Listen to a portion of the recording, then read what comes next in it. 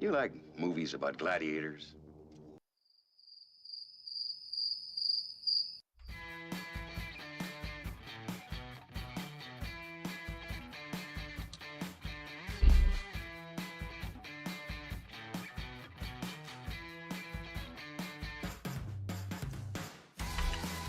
Good morning, good evening, or good afternoon. I hear my screen in the distance, and I can't find the window it's coming from. I'm going to have to find it. Hold on a second, folks.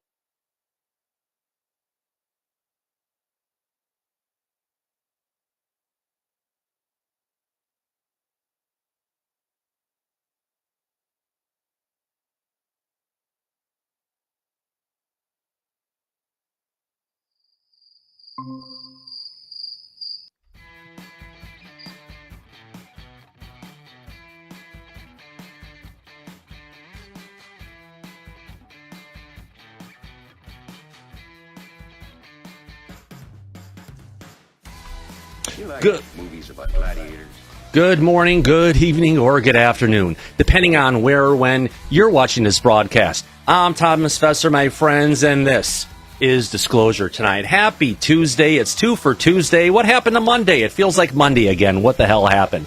I don't know. As we come together as a community to talk about those things that the government won't, to talk about those things from science fiction, to talk about those things from, the X-Files, and more importantly, to talk about those things that we call UFOs here on Disclosure tonight. Well, granted, we know there's a whole bunch of new fancy new names with it, but you know what? Leave those for the lawyers. Why? Because all they're trying to do is come up with terminology to force the federal government to share the information with the American people. Yes, we've had them going for the longest time, lying to us, spreading misinformation and disinformation. And the document we're sharing tonight is no other to go ahead and show that our federal government, more importantly, our executive branch and DOD, has been waging a war against the extraterrestrial. Why? For their frickin' war machine. Just look at all the evidence. Look at all the pictures. Look at all the videos. We're not seeing a peace mission. We're not seeing a scientific investigation. All we're seeing is the machines of war. You have to wonder, how many aliens have they dissected? How many have they killed? How many ships have they potentially shot down in our government's quest to go ahead and pull out the technology and something that they just can't figure out? We just have to be thankful for that. Because if these bozos in Washington, D.C. got their hands on this technology and they could actually figure it out, oh, my God, the world would be over sooner than you believe. Well, you know what? That's where we come together on Disclosure tonight over 5-6 days a week, whatever it takes to hold these bozos accountable, to go ahead and bring out the latest information. And granted, we've got a document that goes all the way back to 1971. It's a hell of a document that our federal government has absolutely refused to release. Why? They're a bunch of fucking liars. Just saying. All of them. All of them. They've been a part of it. They've been covering it up. Oh, I don't know anything. Fuck. Yeah, right. Next, lock them up is what it needs to be, I tell you. On that note, let's go ahead and close this little window on the side of my camera. Yes, as I smile into it. And oh, yeah, I forgot to put up that screen again to make things easier so I could see stuff. Window projector preview. Larry, as the back builds up, we've got Larry back there. We've got Yellow Tommy Tanker, also known as Andy. And if I can take off my granny glasses, we also have W. Decker and Larry Gurnt, as I could say, Larry, quite contrary. How do you let your hair grow? My God, what a man. Let's take a look and see what we have in the back audience. Oh, dang it. Dang it. Give me a second. Sorry, that little white edge on the side of it just drove me nuts. But let's go ahead and see what we have in the audience here today. Would you look at that? He made it firstest. Hello, Earth people. Glad to see you. Bill H. all the way from our Discord. Glad he can make it on time today, even early for that matter. John Dillinger.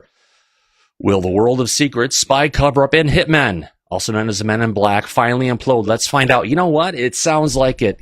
I wish they covered that in the Australian document, because it definitely sounds like the dirty, dastardly deeds of our federal government, not alien investigators trying to shut stuff down. No, it was our freaking federal government, the bozos, trying to shut down the truth wherever they could, however they could. Even if they went against the federal constitution, I'm just going to say, lock them up.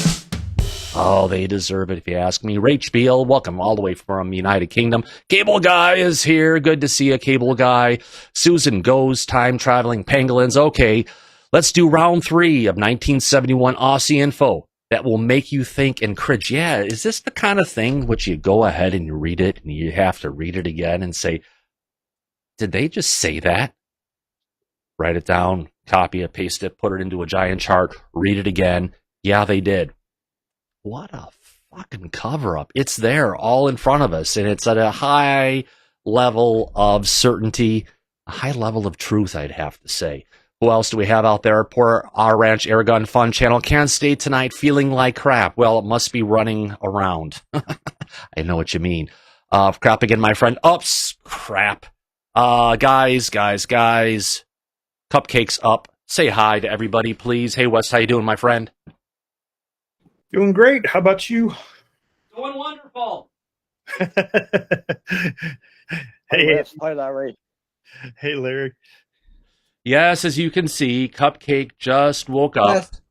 And I don't want her to drop down and get hurt off of her bed in the recliner. Yes. If you notice that I'm not the only one who takes a dog on his live streams. Apparently, Term Burchett does the same thing with his Cavalier King Charles.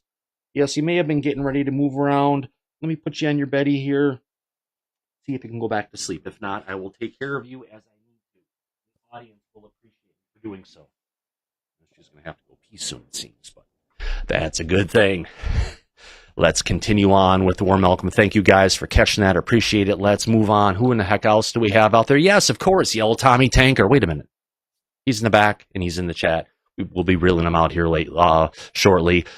Sven, all the way from Sweden. Aren't you going to drop in the chat? He said he might do that. Man, there talk about some people just comments, great comments in the video from last night's video. Holy cow. Thank you much, everybody. And man, there's some good authors out there, I tell you. They're going to give LM a run for his money. Maybe we need to add him to the group. You never know. Jimmy Jennings, good to see you. Kelly Burrout, welcome with your piercing blue eyes.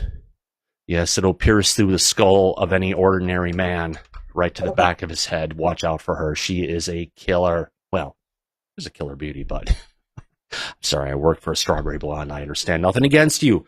Just don't mess with them. Trust me. Or you can be like my brother who married, was married to a dark redheaded. Don't make that mistake either. Xavier Gamer, good to see you, my friend. Hey, Thomas. Hey, Cupcake. You knew she was going to wake up. How did you know? It's my voice when I get into this and I start projecting. It wakes her from her slumber. David, Dominic, good to see you, my friend. Hello, everyone from Oklahoma. Does anyone know when Lou Elizondo's book is coming out? Rumor has it, August. We'll see where it goes. We see where it comes, and we'll take it as it is. Eli McGinnis, hey. Shelley Montgomery is in the audience. Would you look at that? All the way from Florida. Hey, Google, what's the temperature in Florida? Hey, Google. What? In Miami, it's currently 74 degrees. It's been stupid lately. 74 degrees, high of 77 with a 20% chance of rain. Thanks to my friends in Florida for having such beautiful weather. Owen from Ohio. Good to see you, Owen. Thanks for coming in tonight. Ian Hernandez, seatbelts for our next installment. That's right. Buckle up, friends. This is going to be one heck of a great one, I tell you. I've got a good feeling on this one. We're getting to the effects of this stuff, the documented effects of UFOs on many things. What else do we have in there? Who else? David, Dominic, good to see you. Saying hello to everybody. Wildcat Mahone, sup all. Thanks for the dive into this important document. I know, this is something that third day into it, I wouldn't be doing this if it wasn't so important. Hell, we do the whole UFO report in a day. One day. When it came out. Granted, it was short, but there was still a bunch of stuff in it. Here we're on third day. We're coming up on hours 2, 4, 5, and 6. Granted, we've got some talk in there. Take it down an hour or so, but still, holy cow. It's phenomenal. Syrup, hello all. I've been on the grind. Hope to get caught up with you guys and gals tonight. Thanks for coming in, Syrup. Be sure to pour enough for anybody. Wait, it's for Eli, but I think it gets the point across. Who else do we have out in the audience right now? Lex Diaz. Hello, Disclosure community. Welcome to the show, my friend. Glad to see you here tonight. Who else is out there? Mike T. Vatir Seeker. Good girl. Haven't seen you in a long time, girl. Good to see you. Man, yeah, you're getting closer and closer to the left coast. Got to watch out. Don't fall off. We just need you to be helping Bugs Bunny as he's cutting off California. So long, sucker. Do I have that here? You'll be sorry. Oh, yeah, here we go. You'll be sorry. Yeah, gotta have gotta have those little clips. I hope you enjoyed the one that echoed and at the start of it freaked me out, but that's all right. I just have to figure that out ahead of time sometimes. Daryl Zernick, Mr. Live long and prosper. Absolutely. Good to see you, my friend. Heidi T, of course. Jacques Landry, all the way from Quebec, I think. Or is he from? Yeah, I think that's right. I am more than out of it as usual today, but I do have some Red Bull here to wake me up and kick me in the ass at the same time. I recommend it for everybody. 4 Up is around. Good to see you, 4 Up, spreading some love. Rick Roberts and Cupcake. Spinning around on the bed, trying to get comfortable, and then falling off and standing there. It's like, how did I get here? Yeah. If I was that old, I'd be acting that way. I don't see how she gets up and she's on her feet for so many hours a day at her age, but keeps on trucking. Who else? Renee Cruz is here. Please kindly smash that frickin' like button. Give us a thumbs up. And if you're not happy, give us a thumbs down. I'll take the thumbs up either way. The more interaction we get, the more YouTube goes and shares us on the channel. And if you're watching this broadcast, you haven't subscribed, what the heck you waiting for? Hit that subscribe button, please. We're trying to get to 2,500. No, we're trying to get to 5,000 subs. We're at 4,250, give or take. I'm not sure, somewhere like that, but we're getting close, and let's just keep on trucking. Share this live stream with your friends on your media posts if you feel like it, if you enjoy it. We've got some great stuff here. We got to get the word out to share it more people. Who else do we have out there in the audience? Kevin Clark, Nimitz 2-day on Ventura. Interesting. Could be a satellite. You never know. Let's scroll around. Paradigm Theories. Welcome, Paradigm. Good seeing you again tonight. Nathan Forrest, of course, is in and ready for the show to start. Piano Fiddler Music. Great channel. Appreciate it. Well, I appreciate the great comments coming in from you, Piano Fiddler. There's other things you could be diddling, but that's okay. David Dominic. Almost said that backwards. Thank you for the book information. Love your show. What book? I don't know. Yeah, I had a programmer who used to make that face a long time ago, and you see it enough times it just kind of sinks in. Ant-Man, hanging out, watching Disclosure tonight is the best part of the day. Hey, it's not just here, it's in the chat is where it is at. We'll be getting to you shortly, Vatir, after this. We're heading to Albuquerque, New Mexico. Phenomenal. Yes. Yeah, absolutely. Let's see who else we have out there. Tommy Misses, I'm missing you too, my friend. Ant-Man. And that's everybody. We actually cranked through this. We're down. I've got it done in 15 minutes, folks. Less the screw up and everything's there. If I pop in, we can see an old friend from Days of the Phenomena desktop chat. There you go. Hey, Vatir, how the hell are you, my friend? I'm good. Great. I'm like missing the girls. Yeah. Hey, they're like Thomas, always missing you. You've been one of the best for me. Absolutely. We've got a tight schedule. Thanks for coming into the panel today. Absolutely.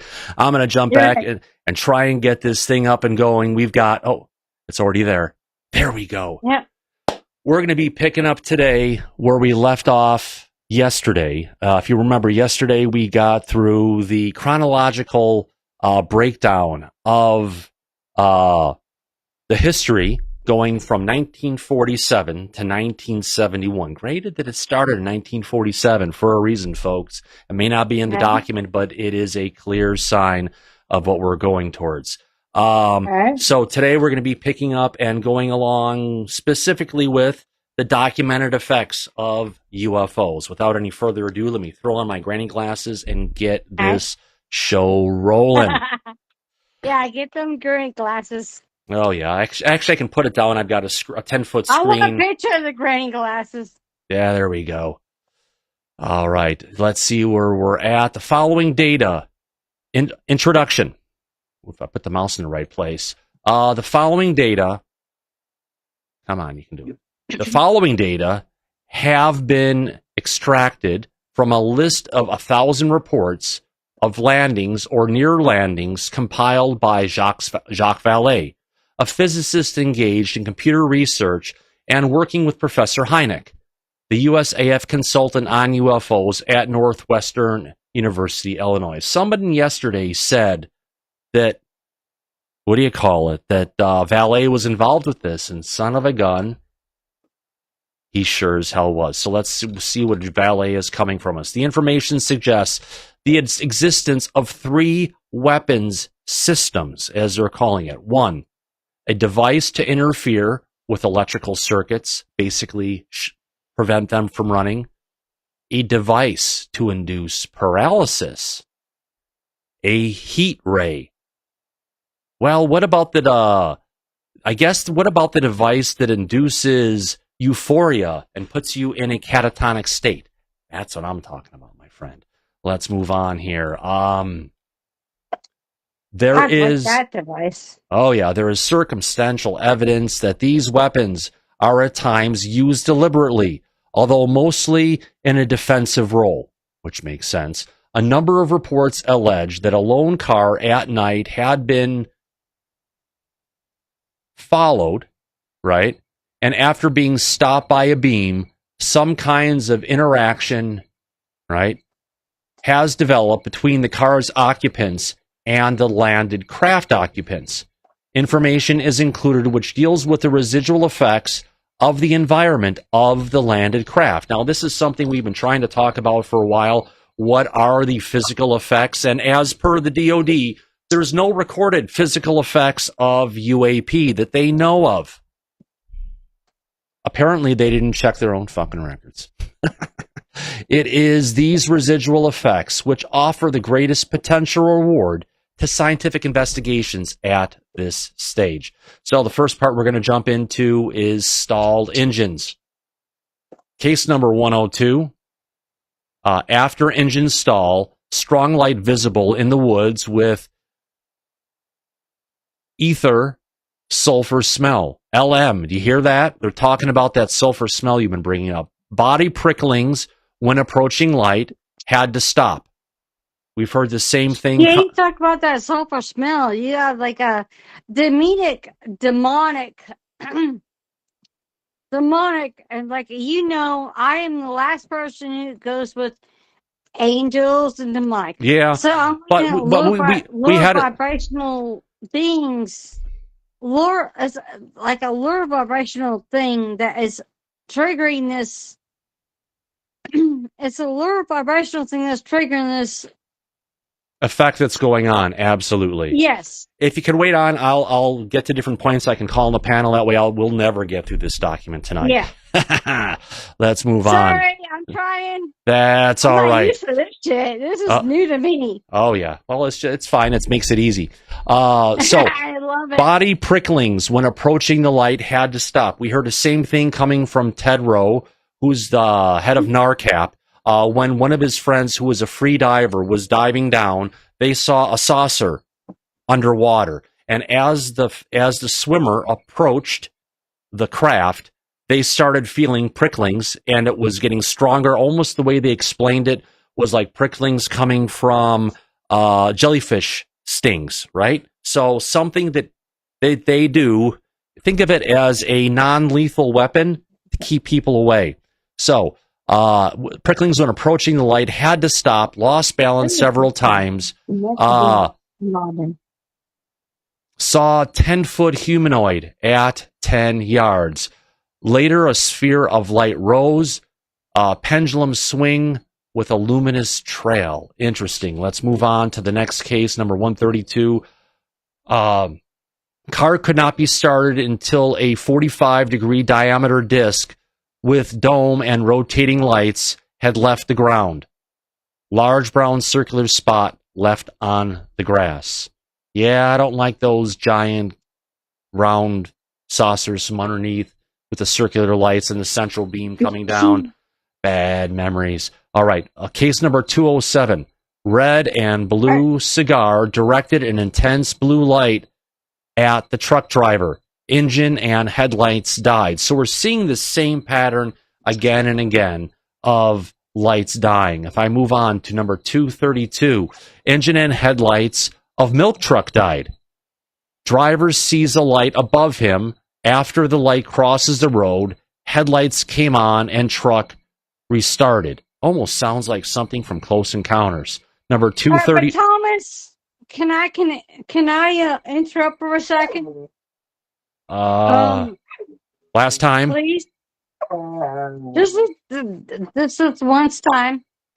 All right. You talked about the driver that saw the blue lights. Yeah. Yeah. And just kind of like draw back to another event. And you have to I'm trying to piece together events of blue lights and Yeah, we can get to it. We can get that after the show and everything. But yeah, let's just. You know how I am. I'm sorry. You know how I am. Oh, not a problem. I'll put you on quiet for a second. You can unmute when you're ready. There you go. Perfect. All right, let's move on. We'll get you back on in a bit. All right, so next is we're looking at number 234, electrical shock as car headlight died. The cylindrical craft was 50 yards away. Three dwarfs. Three dwarfs. Do we have Sneezy, Breezy, and Grumpy? Maybe. Three dwarfs both witnessed paralysis. Wait.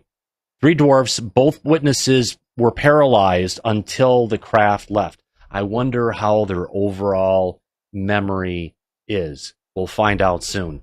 Let's go ahead and move on to the next one. Welcome, Andy. Good seeing you, my friend. Red on number 257. Red fireball flew over a car as engine and headlights died. So we're seeing a whole bunch of different cases that are all being documented, all relations to, which we've heard a bunch of times here now, cars' electronics, cars' shocks, cars' batteries seem to stop functioning in close proximity to these craft. Let me zoom up to our next page and get that across a little bit more. There we go. Let's move on to case number 259, an upside-down plate seen at same time as motorcycle stalled. 260, object flew over a car as headlight died. I don't know. Number 273, truck engine slowed down and driver fell paralyzed. Brown object is 33 feet long, 8 feet high, infield near the road. It's the first time I've heard something being called out as brown. Let's see, number 274. One of four objects about 1,000 feet up fell in dead leaf motion 300 feet away. Dead leaf motion 300 feet away. Witness feels electrical shock as engine and car lights die. Car stopped as object touched the ground. Paralyzed again. There was a dwarf. Headlights came on by themselves, and then the craft took off. You know what we're probably dealing with here in a lot of particular instances, Andy?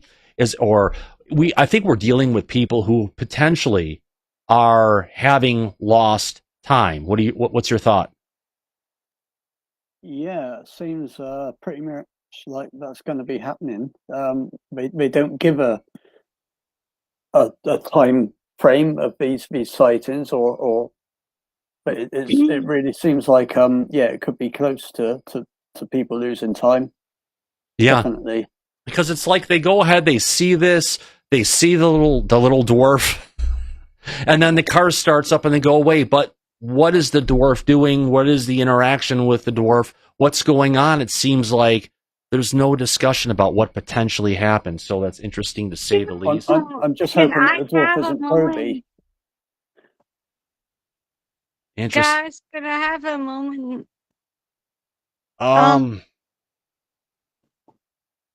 Just like, seriously. I think the deceased and others are like,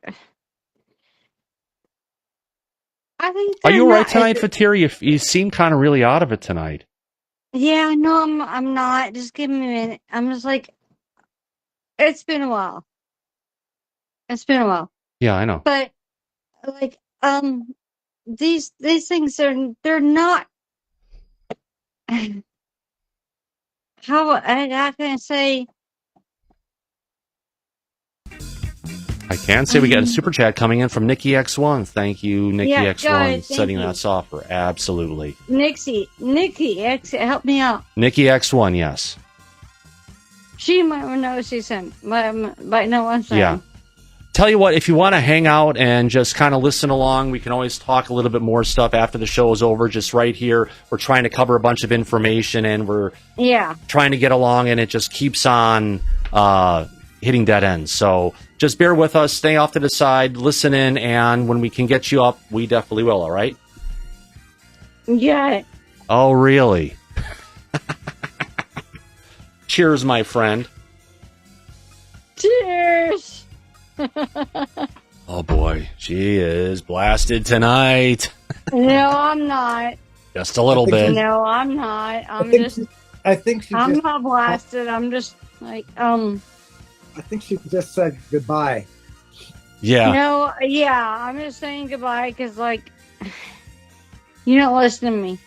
From what I was listening to, from what I was hearing, but okay. We're good. Okay, good. Bye. Excellent. Thomas, we're good. Excellent. We'll talk to you soon. Later. All right. Take care, Vatir. Yep. Bye. Bye.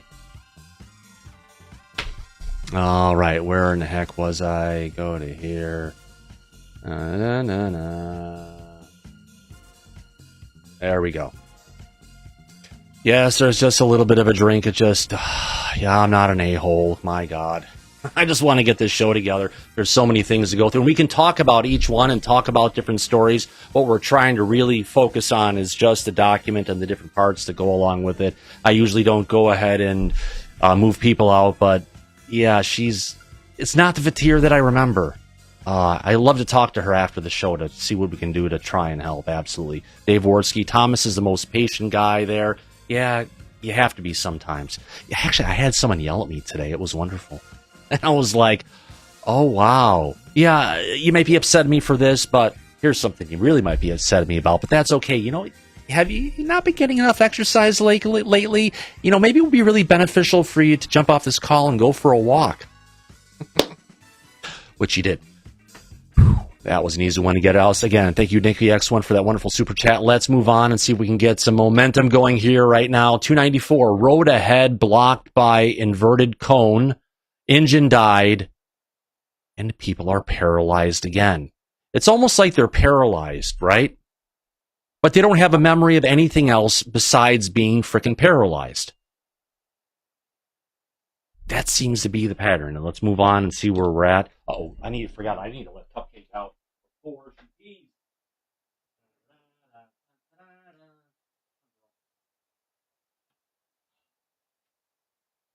Too many things. Too many things, my God. I'll get to it. All right, where the hell was I? So next, number 299, large ball of fire flew near car. Violent air displacement. Battery died. Headlights burnt out. That doesn't sound like a UFO, potentially, because the violent air... Well, maybe, there can be violent air displacement. Let me go back on that. Man and child felt painful prickings like electric shocks increasing as car went on. Suddenly, engine died and lights went off. Blinding strong red light from the object hovering above road. All normal when it went. So again, that memory of seeing this stuff, having the lights come down, and then, oh, hey, we're back to normal. Let's drive on. A lot of people have interacted with this. 306, egg-shaped object took off from side of road as motor scooter engine died. I think the problem is he got caught riding a scooter. Number 312, orange craft, 20 foot in diameter, flew over as tractor engines died. Lights went out, and the battery died. How'd that happen? Must have been a UFO.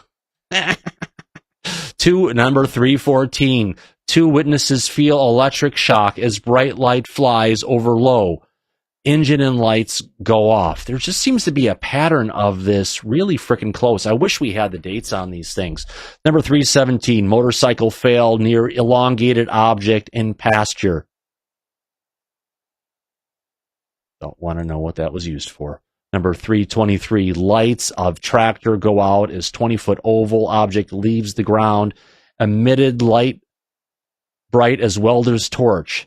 Sound of swarm of bees.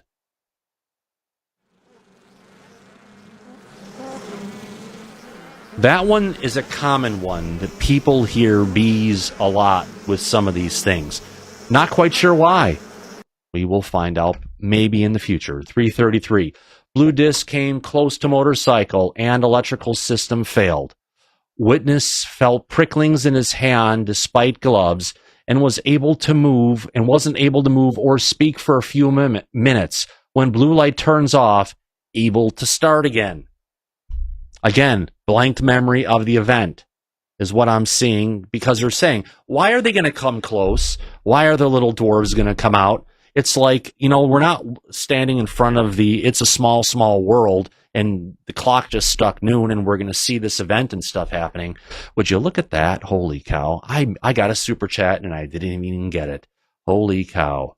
Let's go ahead and...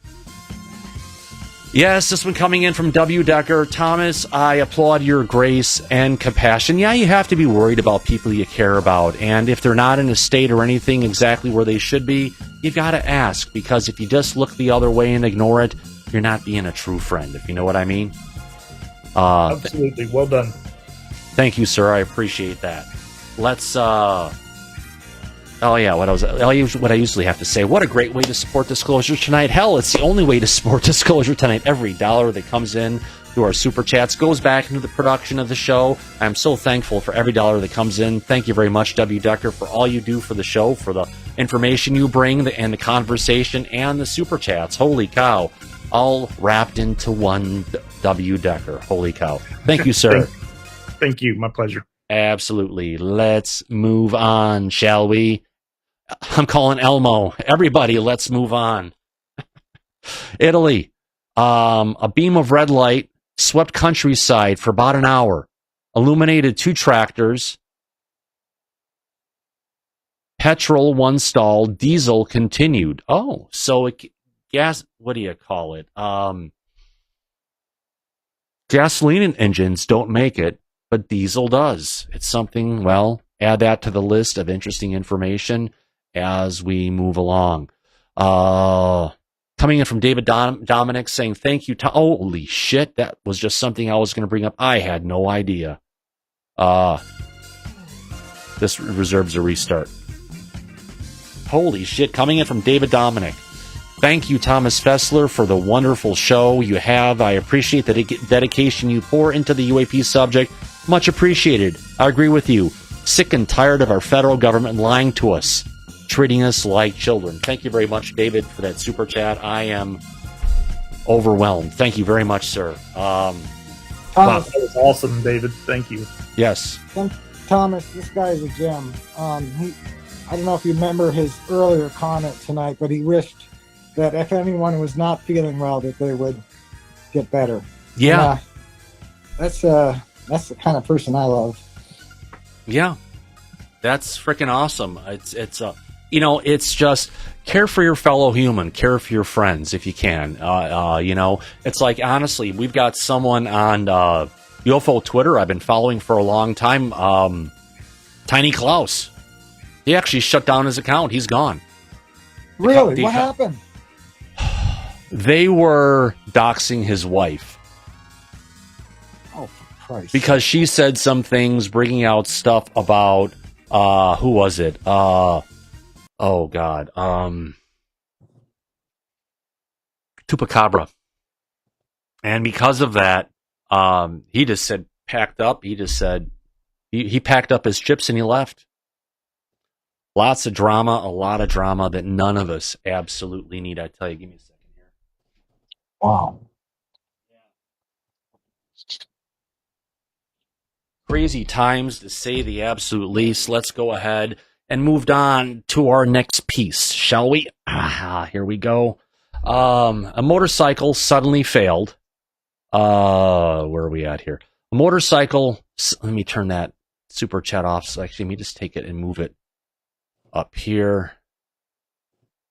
Actually, go ahead and do this and get this going here. A motorcycle suddenly failed. Rider sees 65-foot disc descend with sound of air escaping from a valve. A lift descended from the base almost to the ground, containing a man who invited the rider inside. Do me a favor, Larry. I need to hit the bathroom. Entertain the audience real quick. Oh, the only thing that's running through my mind is that I've always wondered, and maybe West, you have too, maybe Andy too, that I've heard incidences where after the engine dies and after the craft has moved on, the engine actually starts up again by itself. Now, if that's the case, I'm going to say that they didn't like send some invisible being down there to turn the switch back on. I'm going to say that there's something about time like stopping, because we're also hearing many reports of how everything just went completely silent. They couldn't hear the sounds of any kind of nature or anything. And then, once it's over, everything resumes. And sometimes they don't even have to start their engine by themselves. It just comes back on. That is really odd. Yeah, possibly. What's sticking in my mind? It almost seems to me like one of these EMP. No, is it electromagnetic pulse? No, it's that same thing like they've said before. Larry, you hit the freaking hammer on the head. You hit it about they're thinking the cars are starting, and when they leave, the cars restart again. It's got to be the point of time has stopped. It's like kind of they've talked about, was it Lou or other people have talked about that one jet fighter got too close to a UAP, and all of a sudden, boom, 2 hours were gone. But they came back 2 hours later. All of a sudden, he's back again. But here's the thing: there was no missing fuel, and the clocks and all the different systems within the fighter jet itself were 2 hours behind. Yeah, that cinches it. Absolutely. The other thing I thought was interesting, a little bit further up when you mentioned that sulfur smell. If you not yet seen the new documentary by what's his name? Fox. James Fox, yeah. James Fox, yeah. The one about the Virginia case. That was one of the things that was mentioned repeatedly in encounters with those creatures from that sighting is a sulfur-like smell. Oh, yeah, the one down in Virginia, Brazil. Yeah, exactly. Yeah.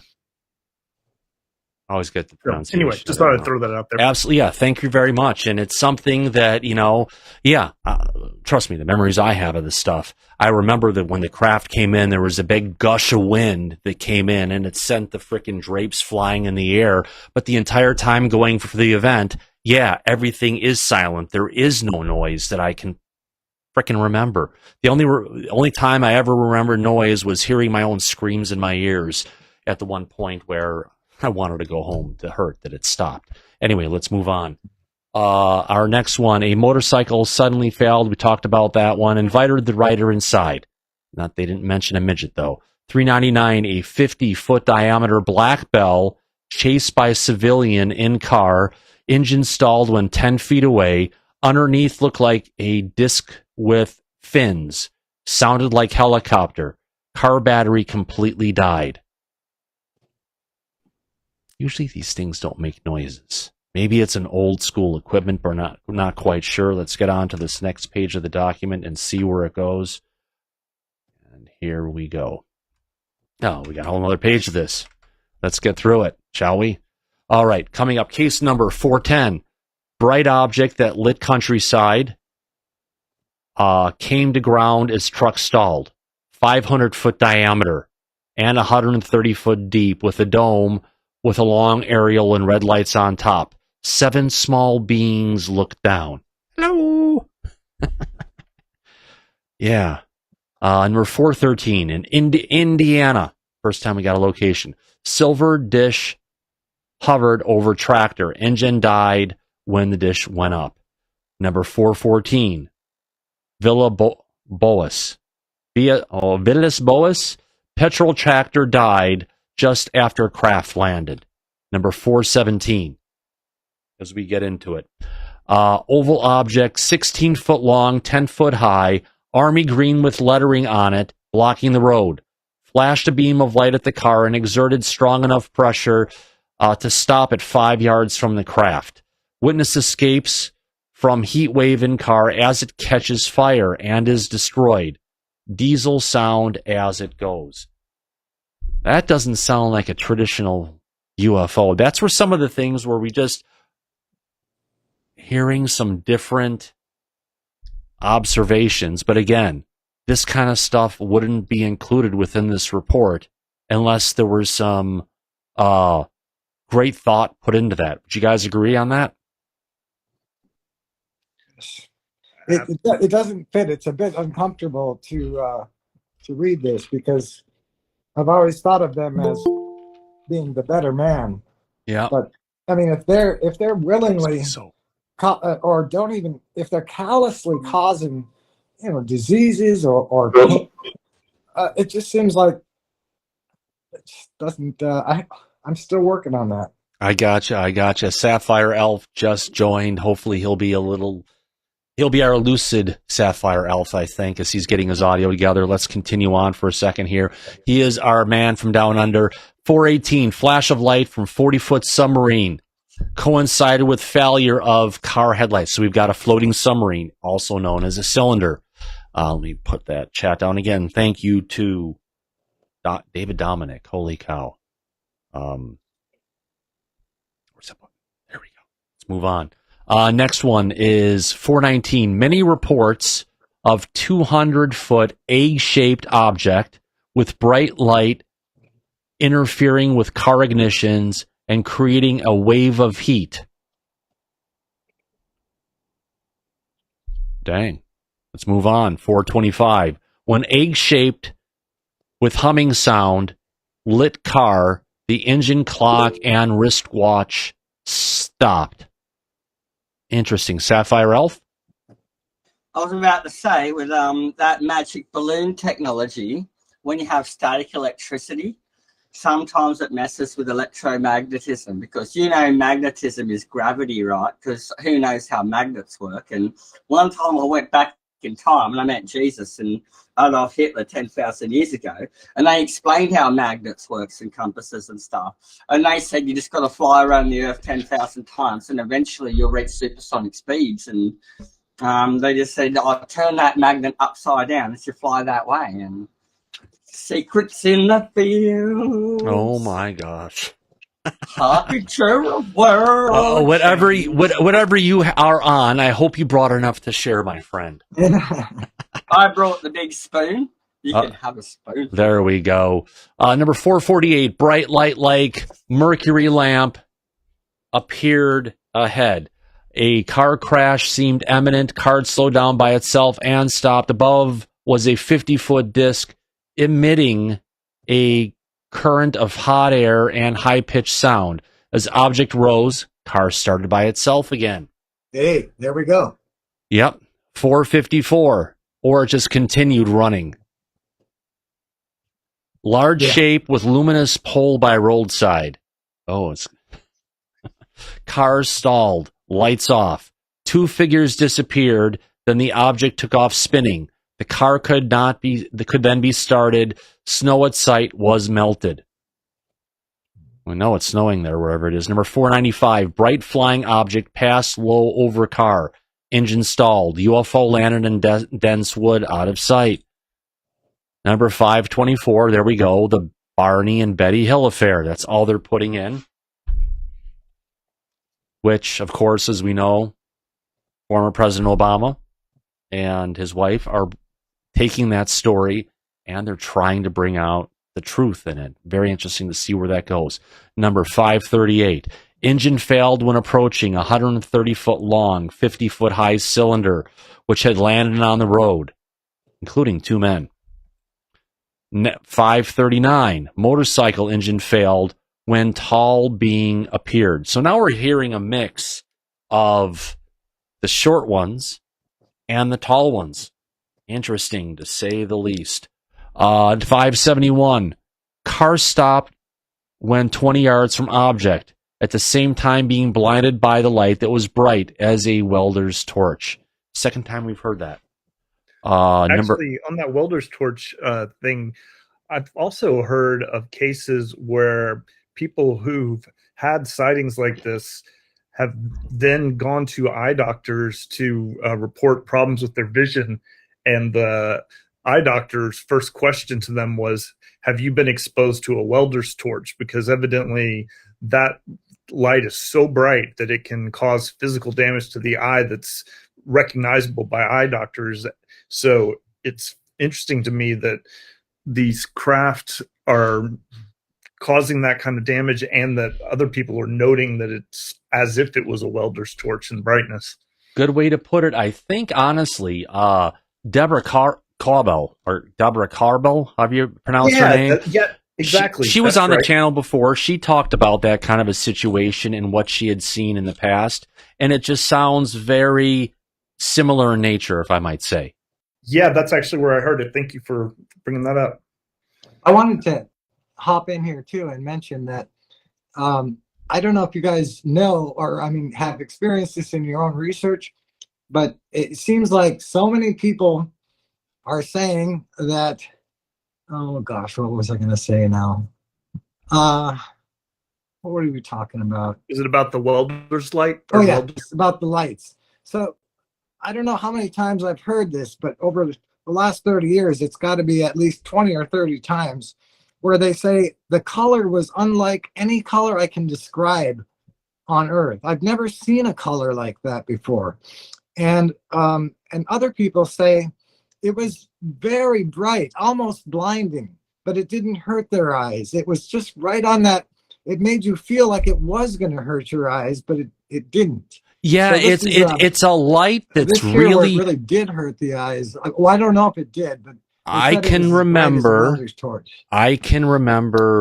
the white. That's interesting. I hadn't heard that about the being a color that they hadn't seen before. That's actually really interesting. It's very common. See, it makes me think the LED light seems like a more purity to it, right?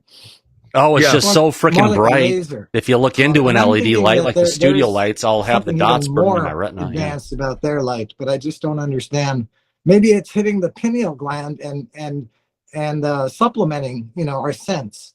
I don't know. And if you guys don't mind a slight diversion off this topic for just a little bit longer, one of the fascinating things about what you're saying, Larry, is I think you may be right that maybe the light's being picked up by a different sense organ, because with light, for instance, if you go back to Roman times, they didn't have the color blue. In fact, humans didn't register the color blue until later on. It turns out there's a correlation between language and our perception of things like color. So until we have a word for a thing, we don't actually differentiate it.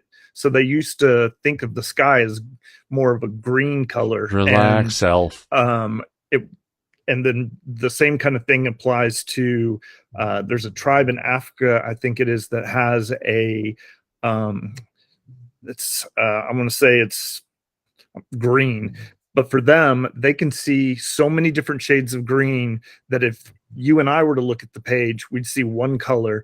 If they look at the page, they can see sometimes like 10 different shades of green on that same page.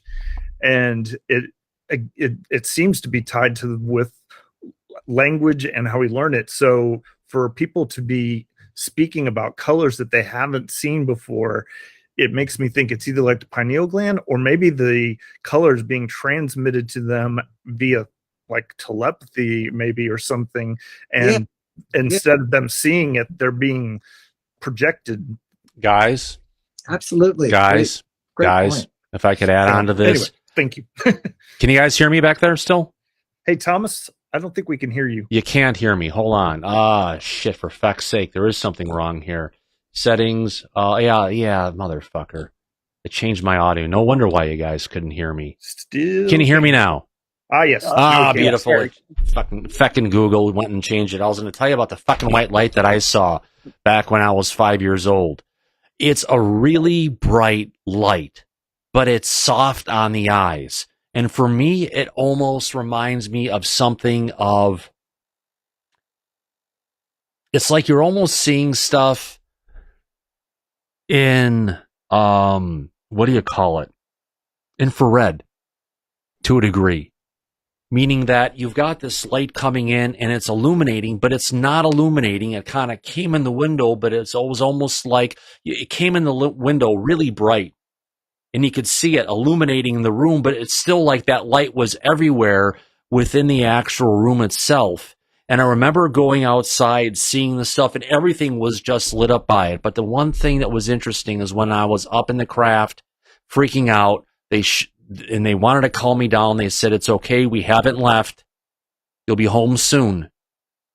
And I looked down and I saw the house. I was standing by a window looking out, seeing down on the house as what was projected in my mind.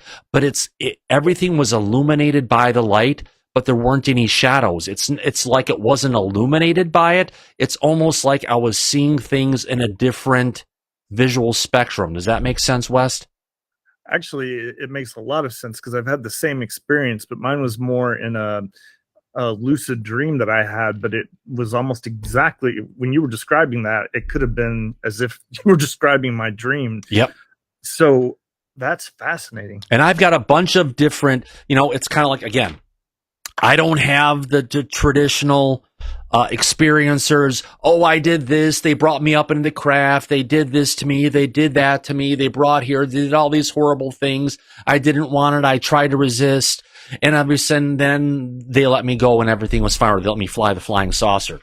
What I've got is a whole bunch of little disconnected pieces of a round trip of being in the house when they came, running for my safety, getting down to the basement, seeing the light coming in, going out the basement door, and going up the stairs, seeing the concrete, how it reflected within that light and how it kind of looked, walking past a maple tree, seeing the bark on the maple tree as it's going along. And it was a maple tree that's not unlike the one that is still standing right behind me here. Those are the maple trees, except the maple tree that I saw was literally like the one that's right over my shoulder right there. And the bark was dark because it was dark outside.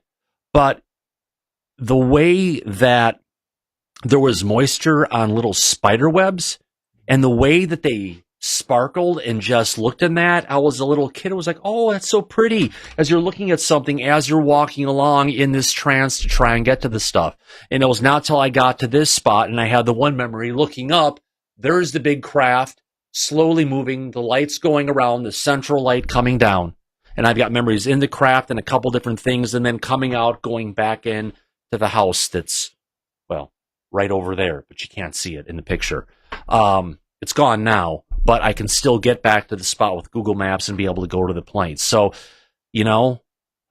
for me, it's just, I've got those little bits and pieces of the information that are there that I use to go ahead, and it makes me a doubting Thomas. in some respects, as I hear other people's explanations, their things that they remember, their, if you want to call it, events that took place. It just puts a higher level of distrust or whatever you want to put into it, because I have a certain type of experience and I'm looking for those visual and audio cues and those descriptions of what people talk about to try and link back to the shit that I went through back in the day. Yeah, that makes a lot of sense. Yeah. All right.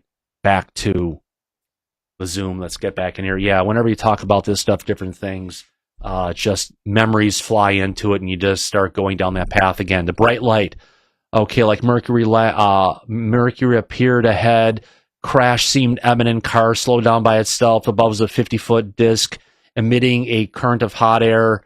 Object rose. Car started by itself. Again, time probably started going again. 454, large shape with luminous pole by roadside. We saw that one. 495, bright flying object passed low over car, engine stalled. UFO landed. We got that. Oh, we're at the Betty and Barney Hill. I'm sorry about this, folks. I went off on an aside. Lost my spot. Next one, 538. Engine failed when approaching 130-foot long by 50-foot high cylinder, which had landed on the road. 2 men. Would you drive up to something like that, West? I'd like to think yes, but I must admit probably no. I think the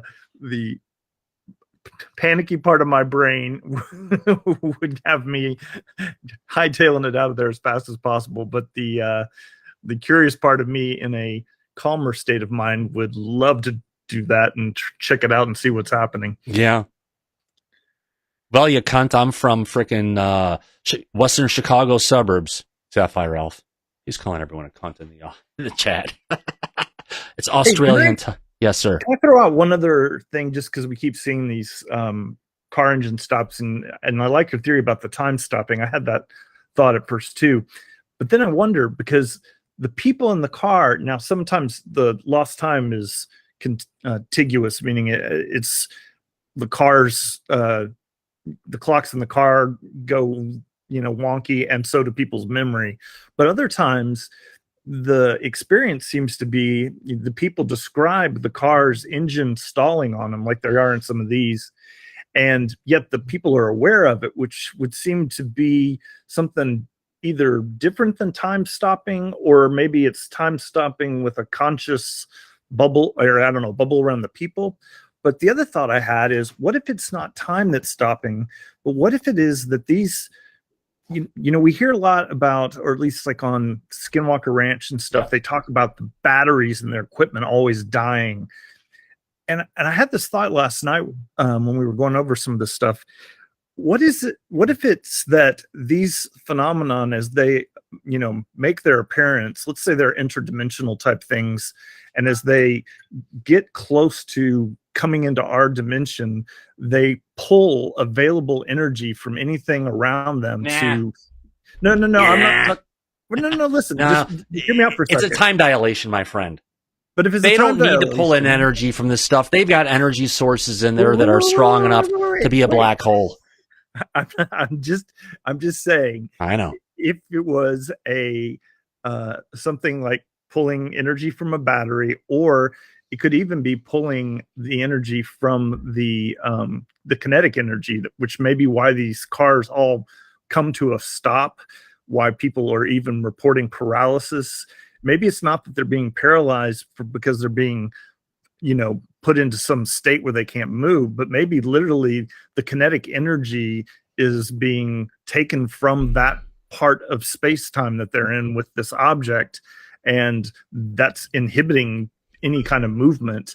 Same thing with the explosions in the engine. If you've got so it's just a thought. I'm not saying it's right, but I just thought I'd throw it out. Absolutely. Trust me, Tommy Missus, I can get salty with people. But if I've experienced things and different things, I'm going to have a little bit of opinion. And for fuck's sake, damn it, we're like family. We don't. This isn't a school presentation. When people are talking, other people can jump in and say something, right, Wes Decker? Absolutely. I wouldn't have it any other way. Oh, absolutely. So yes, I do jump in here at things and different points and try and get in there. I know. I'm just going to have some fun with it. So hey, everybody, you got to remember, this is his show. He's allowed to say things. So I think if anybody has a problem with that, maybe start your own show. Yeah. He puts a lot of effort into this, people. It's not just a matter of him turning on YouTube and just saying, let's go. I don't think you all understand how much effort Thomas puts in every night to make the show work for us. So, and quite honestly, he's got experiences that I haven't had, and I value his opinion. So when he interrupts, as he said, it's like family, and I find it to be a fun way for us to bounce ideas off each other. So it's all in good whatever, good faith. yes, absolutely.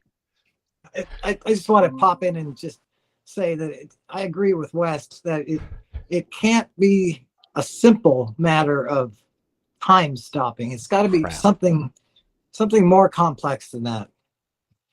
But time is definitely involved. It's time. When a saucer comes down, right, by a house, and they've got that bubble around them that separates them from time, space, and space-time, that bubble extends around everything that's around them. And that's the one thing we have to consider if you're within that bubble of certainty or uncertainty, whatever it is, shit's going to happen. But hey, look, we've got a whole nother page of effects to go through. Here, let's put on my glasses upside down. I can probably read better. Number 633. Oh, it's a Cadillac. I'm sure it's not a Pontiac. It's a Cadillac. There we go. Well, then failed. Then saw a mushroom. What was that again, West? I said if it's a Cadillac, well, that explains why the engine failed. Oh, yeah, I know. The engine failed, then saw a mushroom or electric bulb, 80 foot tall, 25 foot wide, 4 feet above the ground. The noise like a vacuum cleaner. Metallic gray, red, orange, light on one side, blue on the other. Next one, effects on vehicles. Headlights of truck blinked and failed. Then a 16-foot diameter, 5-foot eye, orange object landed 100 foot down the road. Car coming from the opposite direction had to leave the road to avoid the object. Smart person. Now, there was one in the last page that I kind of probably skirted over the bottom. Car could not be started while structured ball of fire, 30 foot in diameter, was within 2 or 3 yards of car. You know what this sounds like? This sounds like the giant plasma balls that were following the USS Kearsarge off the east coast of the United States that Dave Beatty has reported on multiple times. Exactly. And you know what else these all sound very similar to? Close Encounters of the Third Kind. It makes me think that Spielberg had a briefing document not too dissimilar from this one in his possession to help him plan out how to do that movie. Well, Jacques Vallée was the French scientist in it, so you know. That's right. It was him and Jacques. That makes sense then. Or perhaps it's just the most rational take on the subject. Yes, absolutely. Let's move on. Cheers, Sapphire Elf. Do they have magical insights, or were they just intelligent and they foresaw where humanity is going? Where He-Man is going? He's going to Castle Grayskull, isn't he? I know where it's going. It's going to a fucking rodeo in the sky. Right, absolutely. And it's like that running from the bulls in France. There's someone jumping over the fence of the internet, and there's a bull's horn up their ass, and that's fucking Twitter. And that's where we're at. Yes. Anyway, so. Gotta love the viewers of Disclosure tonight. Thank you, Sapphire F. I appreciate you calling in tonight. I'd have my pots and pans to bang on them, but... Oh, wait a minute. Hold on. What are they? Oh, I can't bang on my paper plate. Can I bang on it? Hold on, we'll try. What are they? What are they? Where are they? What do they mean? All right. Our leaders of world change. Secrets in the fields. I'm frustrated with the aliens. Fuck off this drum. More cowbell. Yeah, I've got a mandolin here. I started playing it before, but I gave up on it a while ago. I got it cheap at Value Village. Okay, so I don't like violence. Okay, let's move on. Number 673. Headlights of truck blinked and failed, and a 16-foot diameter, 5-foot high orange object landed 100 foot down the road. Car coming from the opposite direction had to leave the road to avoid the object. Again, good idea. Number 681. A humming noise heard. That's actually the sound of the galaxy. Then a 10-foot high object was changing colored lights, landed ahead of the car, blocked the road as car engine stalled. Object was as wide of the road. 3 human occupants seen inside. At least they thought they saw humans inside. Number 712.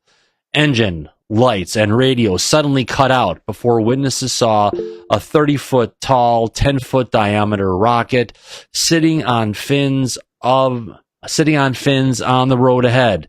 3 odd creatures, after inspecting witness, returned under rocket and disappeared into the intense light. Object rose straight up 400 yards with a high-pitched hum. Car now normal automatically, including engine starting by itself. Again, we've got these instances. They're saying there's something with a... It sounds like these vehicles just all of a sudden just continued running. Sapphire Elf, sir. Yeah, when they talk about coloured lights under UFOs, I wanted to ask that someone that's seen many of them, like, you watch all the videos and I don't, right? I'm just on the peripheries. And is there a colour associated with the mode of flight they're doing? Like, sometimes they a bit green, sometimes they a bit pink, or sometimes they white light, or sometimes they blue light. Ted Rowe from NARCAP, remember that's the National basically it's the National Aeronautic Reporting Center on Anomalous Objects. Ted Rowe talked about that, and his thought was that we've got a gravitational warp field that's going around the craft, and what we're seeing is depending on what the craft is doing or the type of potential craft it was, that goes and is ionizing different elements within our atmosphere that give it its color. And it's like, if they're actually manipulating gravity to fly, wouldn't they not also bend light? So perhaps the different shapes we see are all the same bloody craft, but tubes, discs, triangles, cubes, spheres, suppositories. Perhaps they're just oscillating at a different gravitational frequency, but I don't believe in magic rocks because elf rocks are the only real rocks. I'm sorry. Anyway, magic rocks. Thank you very much. If they're oscillating at the correct magic rock, is there a color associated with the lights? Is the question. Well, yeah, we'll figure that out. But again, it's potentially from the ionization of the warp field within our atmosphere or within the water. Let's move on. Number 720. That's 420 actually, minus 300. 15-year-old driving west. They were driving you in this one. A 15-year-old was driving west, saw an object 30 yards ahead, 6 foot above the road. Engine died, object load red, witness lost consciousness on awaking, truck was in the ditch, facing the opposite direction. That's the first time we've got someone falling asleep and losing time, potentially. Number 721, a 25-foot diameter craft supporting a cone with a flashing green light. There we go, there's the colors, Sapphire, right? Green light, hovered just above the road. Engine could be restarted when the object left. Sulfur or rotten egg smell. You hear that again? LM, if you're out there, there's that sulfur. But honestly, I have to say, one time I was visiting Hong Kong. This is before everything got bad, a long time ago. It was before even the new airport was built, and I got sick when I was there. Granted, they had to jump me on a plane and get me the hell out of there because they didn't trust the doctors that were in Hong Kong. I got a cough medicine. It just said EXP on it for expectorant. One of the number one ingredients in that cough medicine was frickin' sulfur. I've never seen any sulfur-based cough medicine here, but I tell you, when I would take that stuff, within 10, 15 minutes of taking it, literally all the crap that was in my lungs came out. I've never heard of such a thing. Yeah. Oh, mate, in Australia, we got eucalyptus drops that we have whenever cold, and eucalyptus is so poisonous that koalas eat the leaves, and they've got a special bladder to digest them, so they get extremely drunk into alcohol, and every koala is a belligerent drunk motherfucker. Oh yeah, and so are all the rest of the Australians because we just emulate them. Yep, but I've never had. I mean, it was like slimy. It was like drinking snot for the cough medicine, but it worked really good. And yes, it was yellowish in tinge, just like snot is. 2 women see approaching object. Engine and lights fail. Object flies over car and hovers 400 feet away. After 10 minutes, car could be started. Object glowed with intense red light.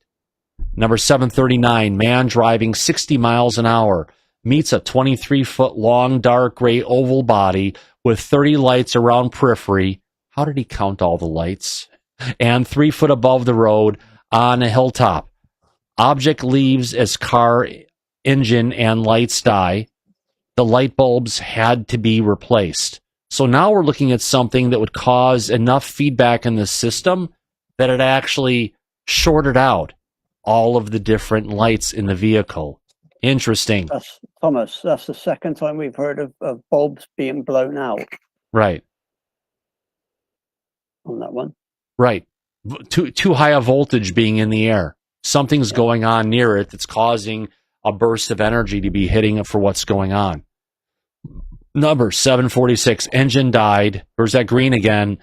As green object wider than road came at high speed with shriek above the heat wave. Sapphire Elf? Your hands up, your fingers up. You're muted. You're muted yourself. Okay. I've done so and muted myself. Australians just, we're just like, oh, you blew a 40-watt fuse. We'll just put a 50-watt in it and see what happens. And that's kind of where aeroplanes go missing in the Pacific Ocean, right? Rather than peanut butter? Yeah, it's not aliens. It's just Aussies going, let's see what that does. Thank you. Absolutely. Let's move on. Don't land in Australia on a layover flight to Antarctica. Number 812, truck engine stalled, intense light seen to right as witnesses got out to inspect. The light came closer and landed on the road on a tripod. It was now seen to be 80 foot in diameter and 30 feet high. Something like an elevator came down with a man in blue coveralls. Uniforms. I wonder if they work for the Post. That would be red, actually. Let's move on. Hold on. How do I get back to the I'm back. Okay, right. There you go. Seriously, number 840. Can I ask a question, please, Thomas? Yes. I'll leave after this. Why don't aliens have awesome hats? Right? If they're more smart than we are, should not they be more individualized and like gilded and stuff? And why don't we see aliens in a certain kind of craft having an awesome bloody hat?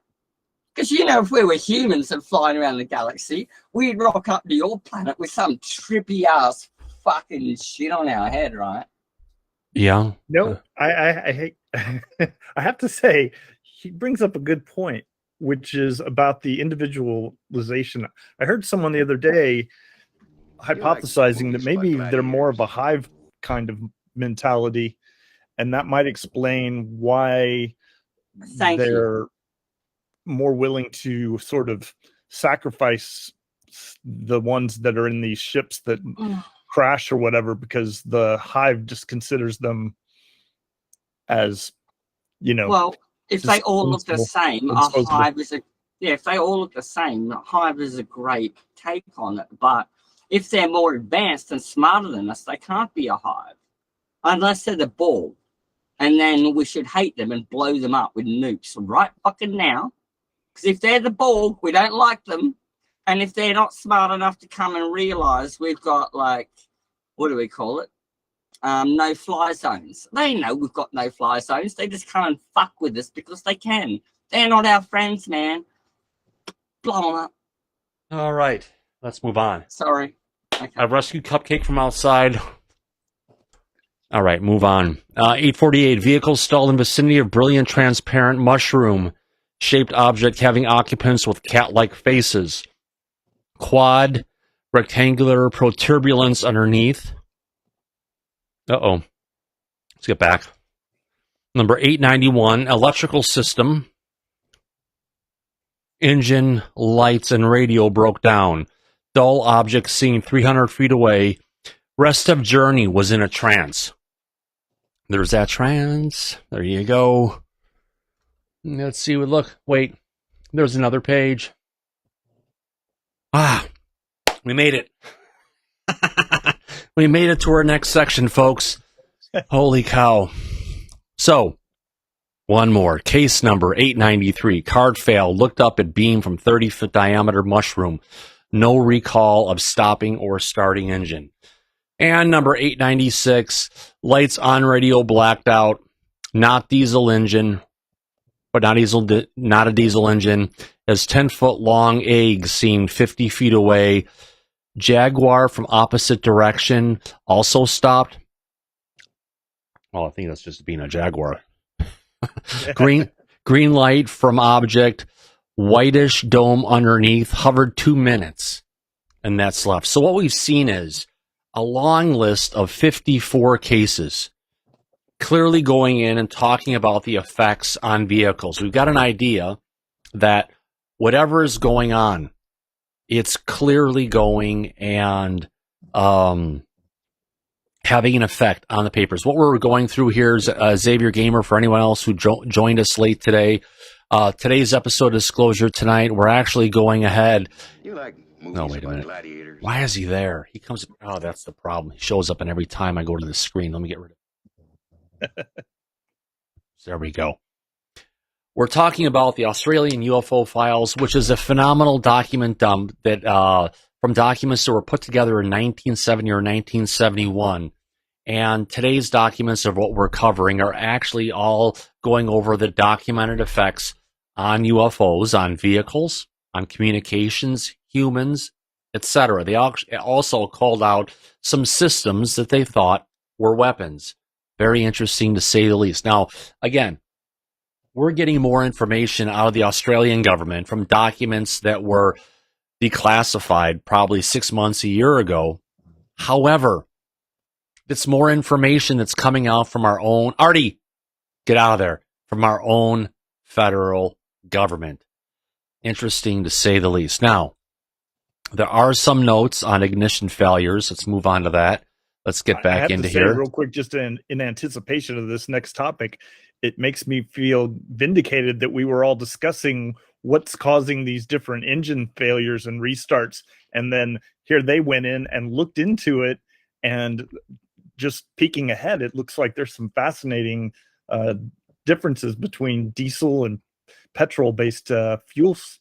This is great. Stop cheating. I only read 2 lines ahead. Don't worry. Oh, I'm just giving you a hard time, my friend. Diesel versus petrol engine. Case 314. Beam of red light illuminated 2 tractors. The petrol one stalled and the diesel tractor continued. Remember that one? Case number 896. Diesel truck, lights, radio fail, but not the engine. There's got to be something to deal with the diesel engines and how they create spark. And that last sentence there seems to be key. These cases indicate that petrol engine failure may be due to the loss of ignition spark. Thank you. Maybe it is that energy that's needed. Diesel engines don't create spark. They have glow plugs, what we call them over in the UK. There you go. It's not about stealing the spark. It's about how they actually ignite. So one is from spark, the creation of energy. The other one is just glowing. But there's, well, yeah, I don't know. It's fascinating. I just wish I knew what it meant. Tesla approaches UFO vehicle, bursts into flames. No, you joke, but I was actually going to suggest, I think that would be a great experiment to take like a Tesla out to Skinwalker Ranch and see what a battery that size could do. If it like suddenly amped up the experiences they were having around them, then that would be telling. Yeah. Yeah. I did not think about that. 1 second, Cupcake needs your treats back. I'll volunteer as long as they don't do that hitchhiker effect thing and follow me back.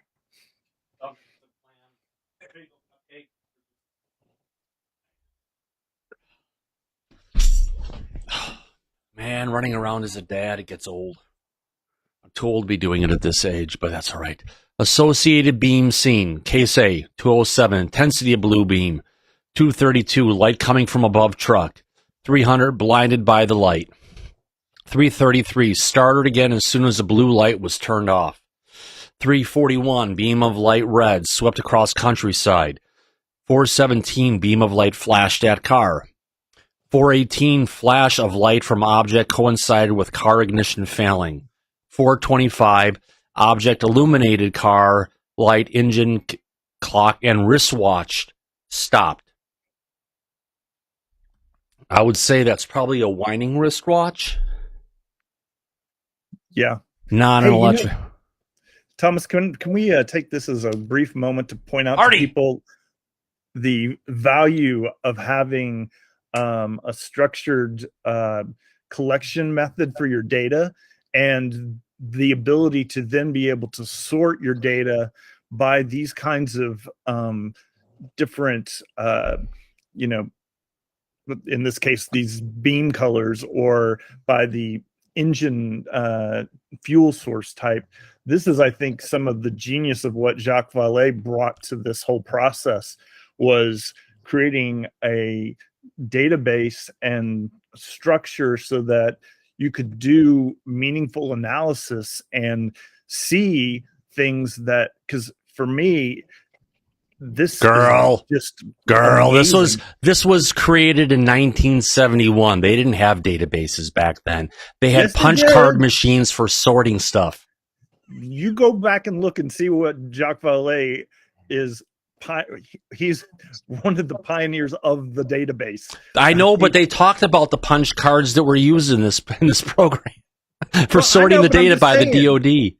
I'm not saying that this is necessarily that this was a database, but I'm just saying this is the kind of thing that Jacques Vallée brings to this field, because he is all about data analysis, and the things like you mentioned last night, what they did for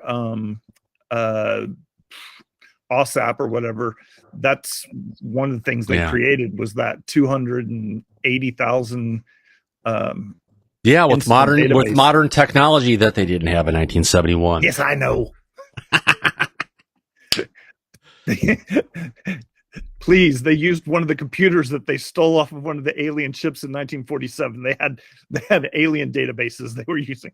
There we go. Blinded by strong light as car suddenly stopped. Strong light beamed at drivers. These cases suggest that the craft occupants deliberately set out to stop vehicles, and not merely the vehicle enters a protective field. So you hear that they're saying that the vehicles are within a protective field from the craft, right, where the occupants are protected in it.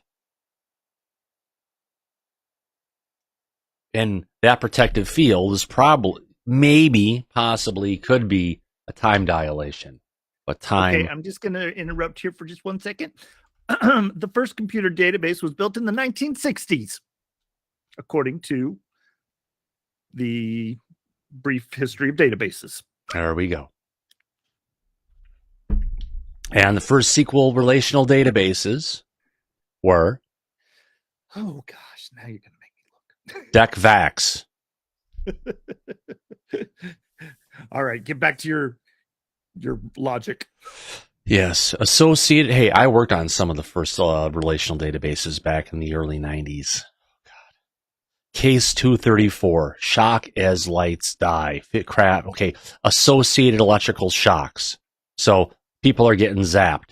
Shocked as lights die, craft 50 meters away, 2 witnesses. Shock as engine and lights die, craft 100 meters away, 1 witness. Shock as engine and lights die, craft flying low overhead, 2 people.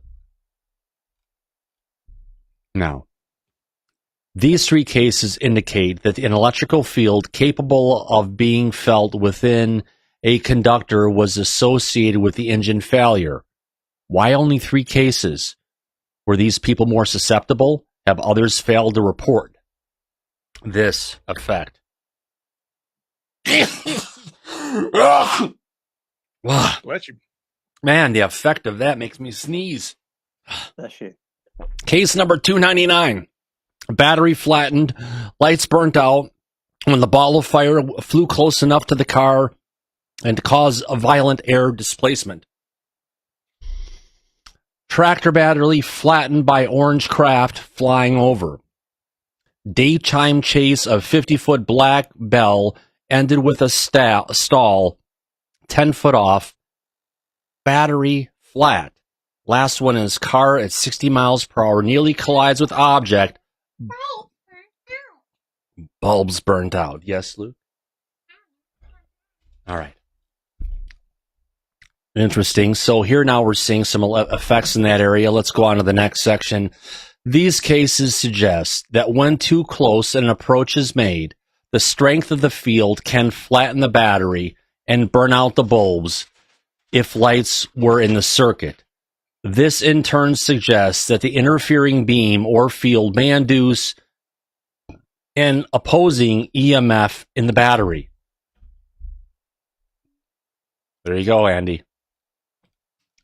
Operation of craft during attack. Ooh, they're calling it an attack. Maybe it's a defense. Freaking humans are getting too close. Cases when craft appear to deliberately buzz the vehicles. 8 of them. Hey, we've got a video where we've got a craft deliberately trying to buzz a jet fighter. Apparently, they like doing that to humans. They like showing their air superiority. Cases when craft may have accidentally buzzed. There's 9 of them. Cases when craft landed during or after the stall of the vehicle. We've got 9 of those. Case when craft waited in a hovering mode. 7 of those. Cases when craft waited near the roadway. There's 9 punch cards on that one. Cases when craft waited on the road for a victim. There's 6 results on those punch cards. And the last one, cases when craft landed on road in front of stalling vehicle. We only got 3 punch cards on that one. They said they were using it. They put it in for sort. Let's look for this one. And how many are we going to get into this for the stacks of information? It's just the truth. I've never seen Larry looking, trying to hold back a smile so much. All right, let's move on to our next page. All right, do us a favor. We've only got 59 likes, 140 people in the chat. If you're having, in the show, well, watching the show, if you're having a good time, do me a favor, give me a big thumbs up. And if you're not having a good time, go ahead and give us that thumbs down. But you know what? Be honest, and if you're not having a good time, give some information below in the comments. I'll try and read them and get back to you on it. If not, Sapphire Elf will. Number 7. Significant cases.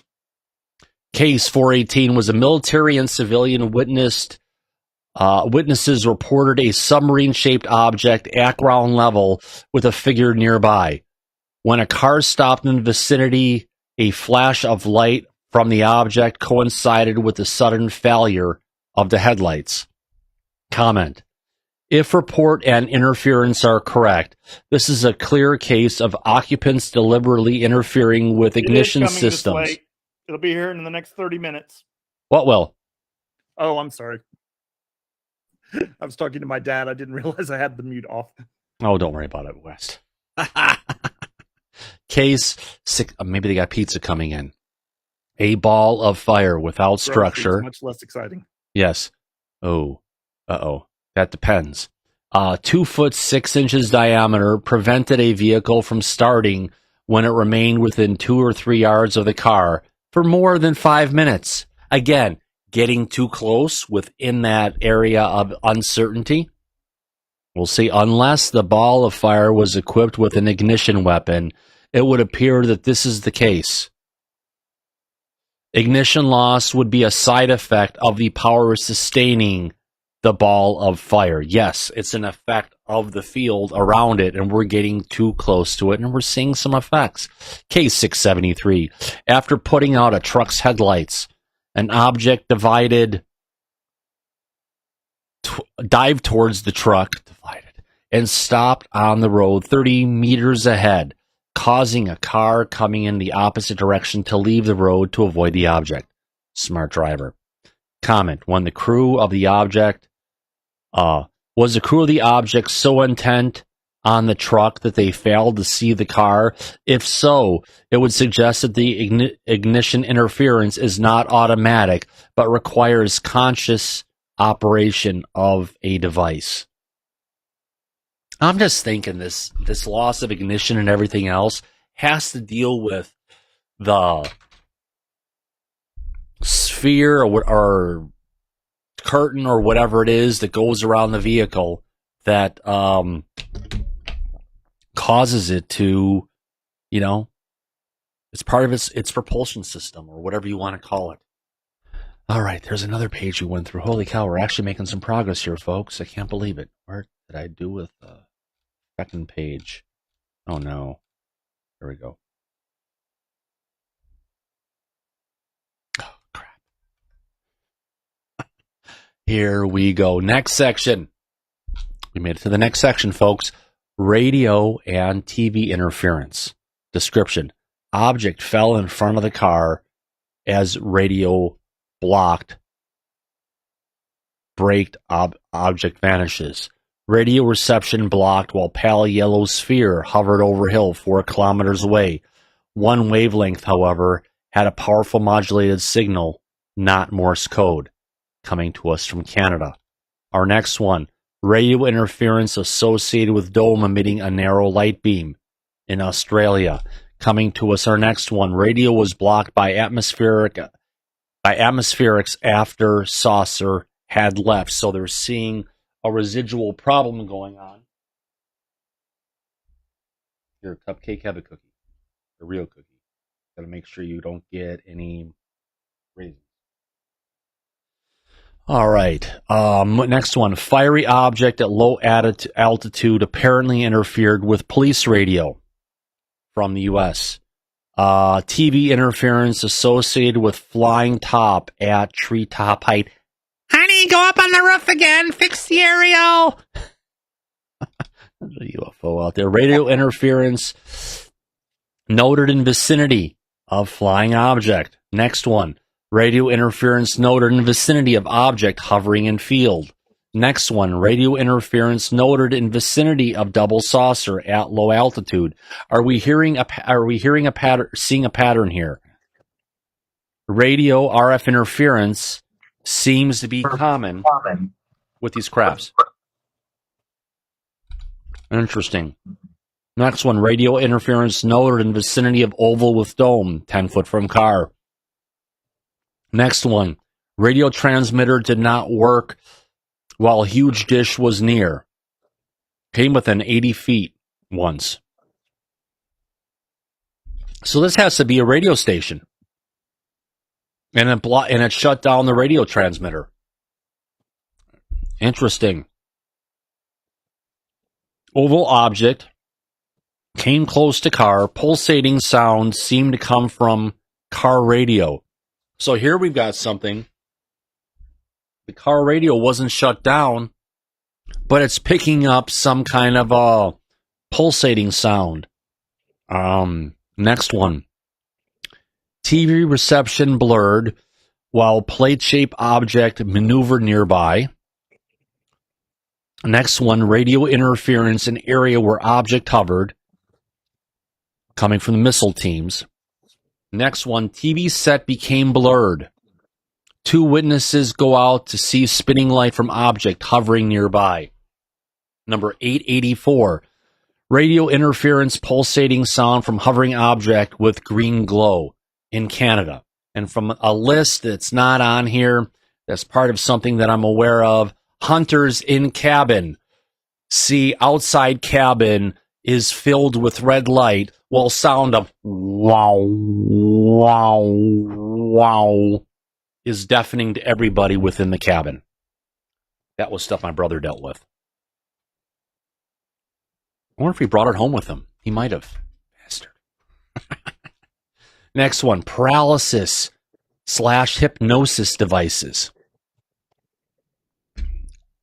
Man points a device from open windows that stun female witnesses by dissolving consciousness with a cloying smell. Has anybody ever heard that word before? A cloying smell? No. Let's go to Google and find out what the hell that is.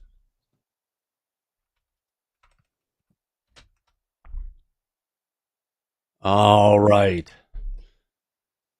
A disgusting or distasteful by reason of excessing cloyiness, sweatiness. Also excessively sweet or sentimental, a cloying romantic comedy. So, you use cloying to describe something that you find unpleasant because it is much too sweet or too sentimental. The sweet cloying smell of cheap perfume that my ex used to wear to cover up her horrible BO. That would be a use of cloying, right? Yes, I learned something new. Yeah, the cloying smell of cheap perfume to cover up. Well, really doesn't cover it up. You just smell that horrible cheap smell and the BO. Just saying. They know exactly what I'm talking about. Her and her 3 sisters. 61 in Brazil. Actually, 51 in the United States. Man points to device. Okay, so we got that one. In 1960, case 61 in Brazil. Man points at Higgins, but no reported effect. What is Higgins? What tube? Points tube at Higgins. Would you look at that? We've got another super chat coming in to clarify our thoughts. This one coming in from Mr. Live Long and Prosper, Daryl Zernick, saying Valet's database of 50 to 60 years of data, the most extensive database containing info on UAP ever built, produced for OSAP between 2008 and 2010. And guess what? The federal government has still not declassified it. And on that note, you have to ask the question, what are they hiding? Right, guys? Am I right? Absolutely. Yeah, 100%. Absolutely. Let's move on. Thank you, Daryl, for that. That was Yes, Daryl, we love your super chats. We love your questions and everything. Appreciate everything you bring forward to this chat. Great way to support Disclosure tonight. Thank you very much. Sorry, I think for everybody for the wonderful super chats tonight. Holy cow, would you believe we're already an hour and 38 minutes into this? Are we going to get to the end? Oh, hell no. Are we making another dent of this document? Oh, hell yeah. But it's a good one. Let's move on. Number 61 in Brazil. We don't know what the Higgins is. In Denmark, 50 meters from object, witnesses paralyzed. Also birds and crows. 4 handsome men with brown skin emerged with translucent helmets. Someone's a bit smitten about these guys. That's the first time I've heard ETs described as handsome men. Italy. Witnesses receives a kind of electrical shock as a green ray hit him. He can only look up with difficulty. France. When De Wild attempted to intercept 2 dwarfs, a strong orange light was emitted from the object on rail tracks about 20 feet away.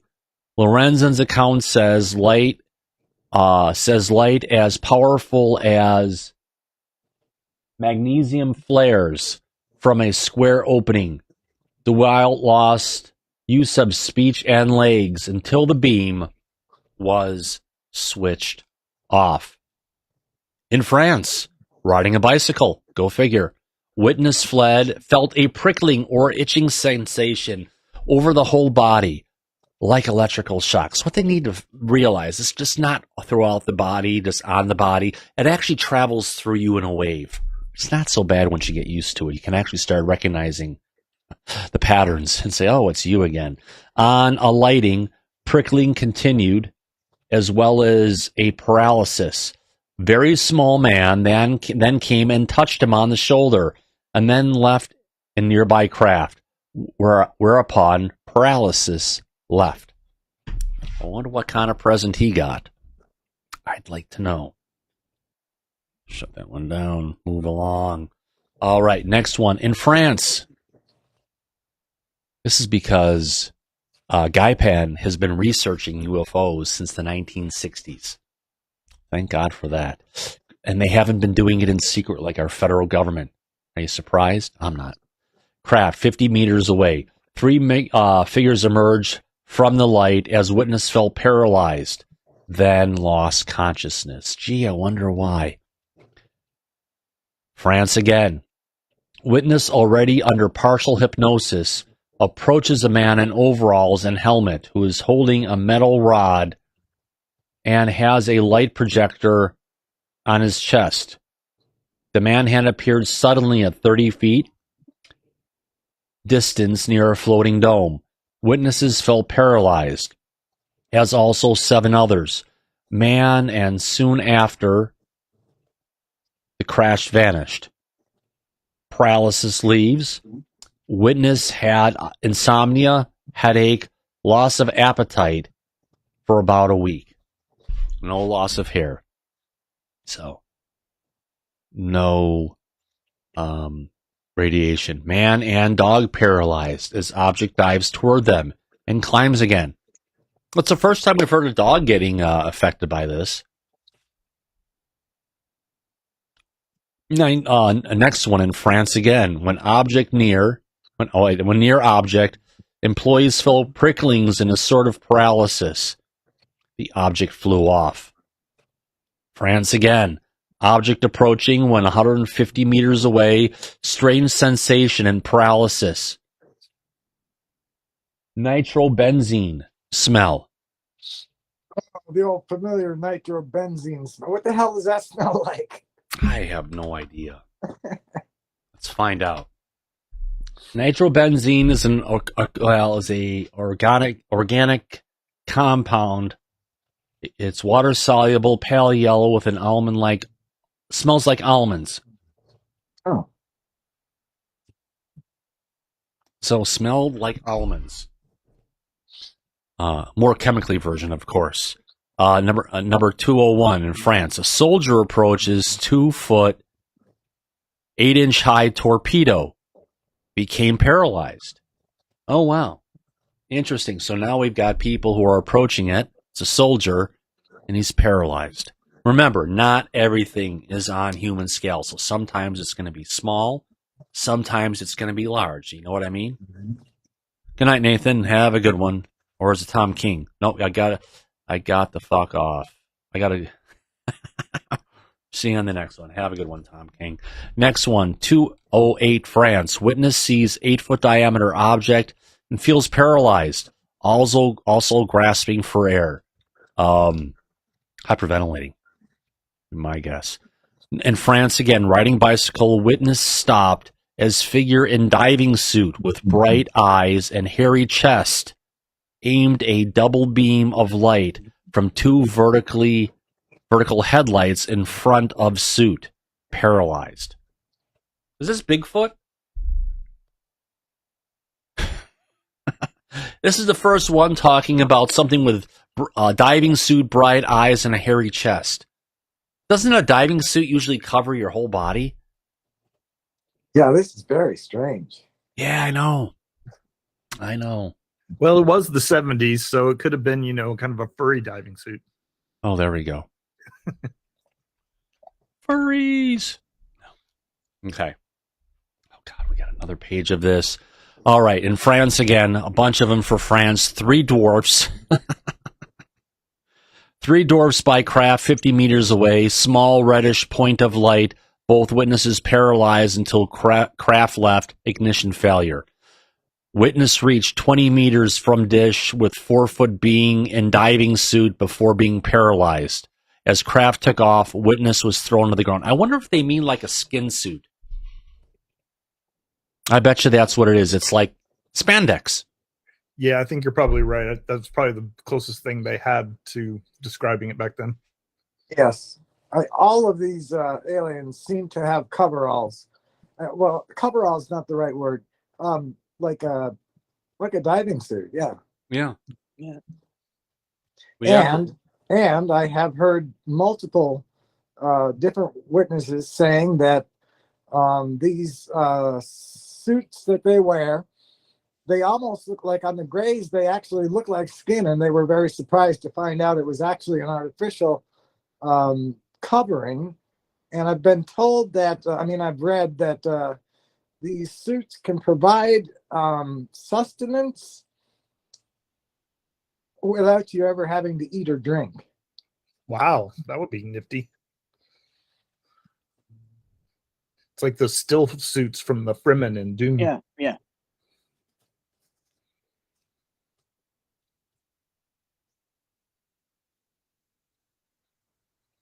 I also love the term dwarfs because it shows that, nowadays we don't ever say that because we just know them as the grays. They're little. But in those days, that was not established yet. So people were just saying they're like little men, dwarfs. Yep. All I can hear in the back of my mind as we keep on talking about these suits is I keep on hearing Edna Mole saying, "No more hobo suits." And no capes. No capes! Every time a cape. Oh my God, yeah. Edna Moles. Did I tell you I worked with the guy at Disney? That's a wonderful story. Teddy, I forget Teddy's last name. Teddy was a conceptual designer I worked with at Disney. I also worked with Michael Giacchino. He went on to he was really inspired by John Williams. He went on to do all the Star Wars movies and everything. Great music guy. But Teddy what is Teddy's last name? I can't remember. Anyway, Teddy was a great character designer. In every project they try to get him on, say, "You can't work on this, Teddy. You can't do it. We don't have too many people. Just sit at your desk." And they paid this guy to sit at his desk and do nothing. And he got crazy doing it. And one day when we had, who was it? Eisner or someone coming over to the building and he knew about it. He went and he rented a tux and he borrowed colognes from everybody. And he put it up in the bathroom right outside the executive offices. And he had little towels there and every little mints and the whole thing. And the VP from our division went in there and he's like, "Teddy, what are you doing here? You can't do this." And he's like, "Oh, would you like a towel, sir? Would you like care for a mint and everything?" And just, "Well, if you won't let me do anything, at least I can try and be useful here." They ended up kind of getting rid of Teddy at that point. Teddy ended up going to work at DreamWorks. He went to go work at a company called Pixar, where Teddy went and he was the character designer for all the characters in The Incredibles. Oh, wow. Yeah. Great guy. Great freaking guy. I'm going to have to find him to get him here for an interview sometime. I like working with Teddy. He was a freaking awesome guy. So anyway, we talked about the hobo suit. So witness reached 20 meters from dish, 4 feet. Okay. Craft took off. Witness thrown to the ground. Horse lifted up by 10 foot, 5 foot diameter object and was paralyzed for 10 minutes. Man at side of horse felt nothing. So the horse got lifted up. Horse lifted by 10 by 5 diameter object and was paralyzed for 10 minutes. That's a new one. Next one. Engine slowed down and paralysis. Object in field near the road, which is about 33 feet by 8 foot. Next one, electric shock felt as car engine and lights die. Paralysis while 4-foot beings moved around. Thomas. Yes, sir.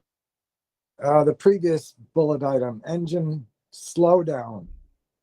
So in this case, I've never seen that before, but it indicates that whatever they're using to shut everything down or dampen the electrical field everywhere, apparently it has a continuum of strength, and in this case it didn't stop the engine, but it slowed it down. That is very strange. Yeah, absolutely. You gotta wonder, what the heck did we do to stop these kind of interactions from going on?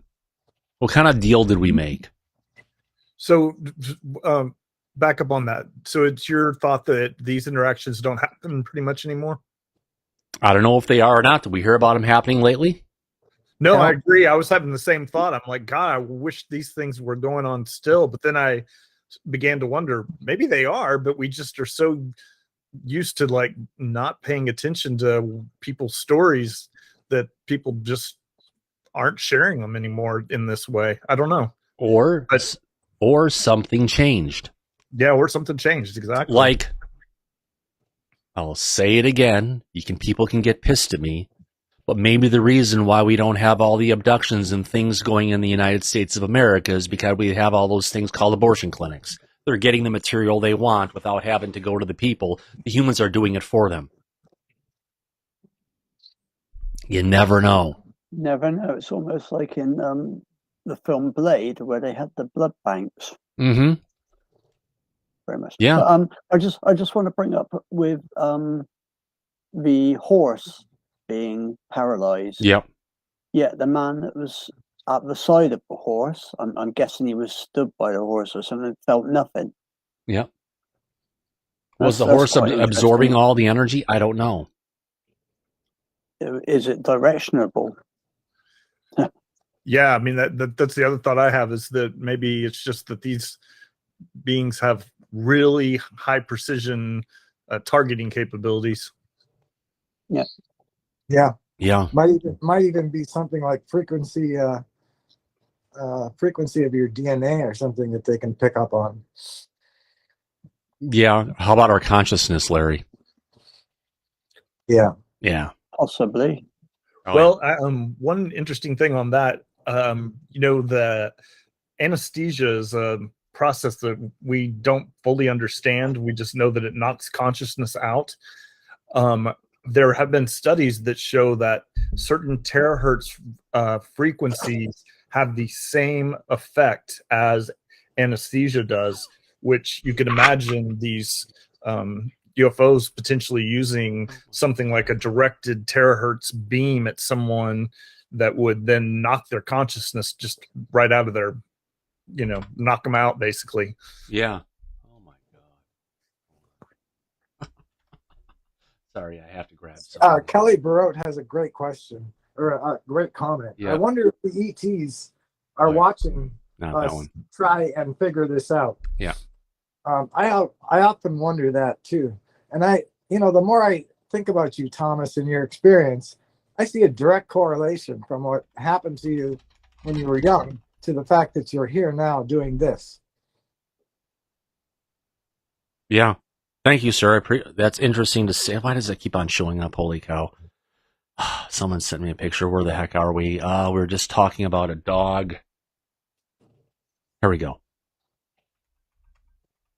Dog partially paralyzed when approached two helmeted figures near dome. At least we're talking about dogs now.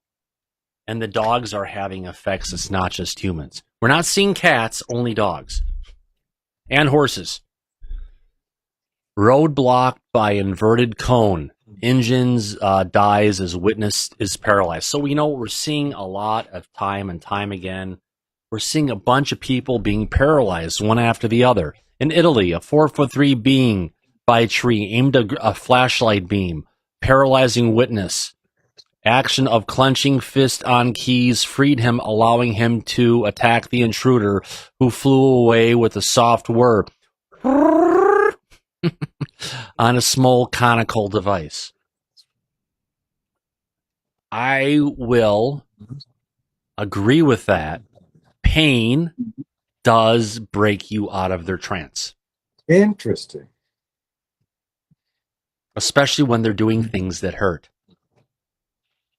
Those fuckers should have never been doing anything that hurt. You know what?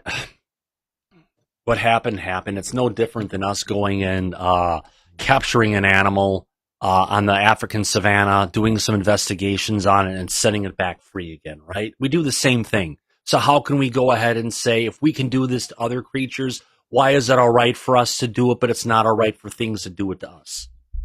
Well, I would say two wrongs don't make a right, and they should know that. Well, if we are their experiment, they can do whatever they want.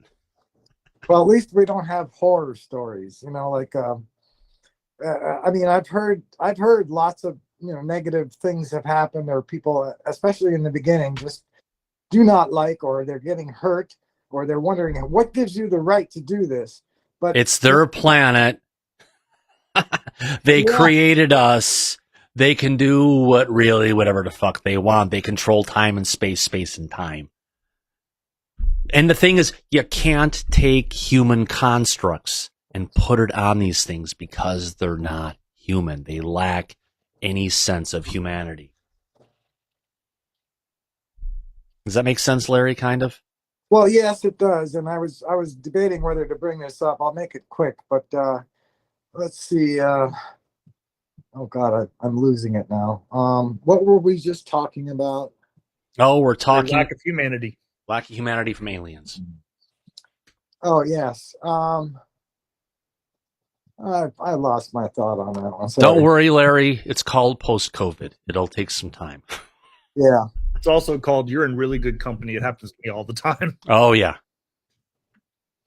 Next, while approaching strange craft as pilot in diving suits, better known as spandex,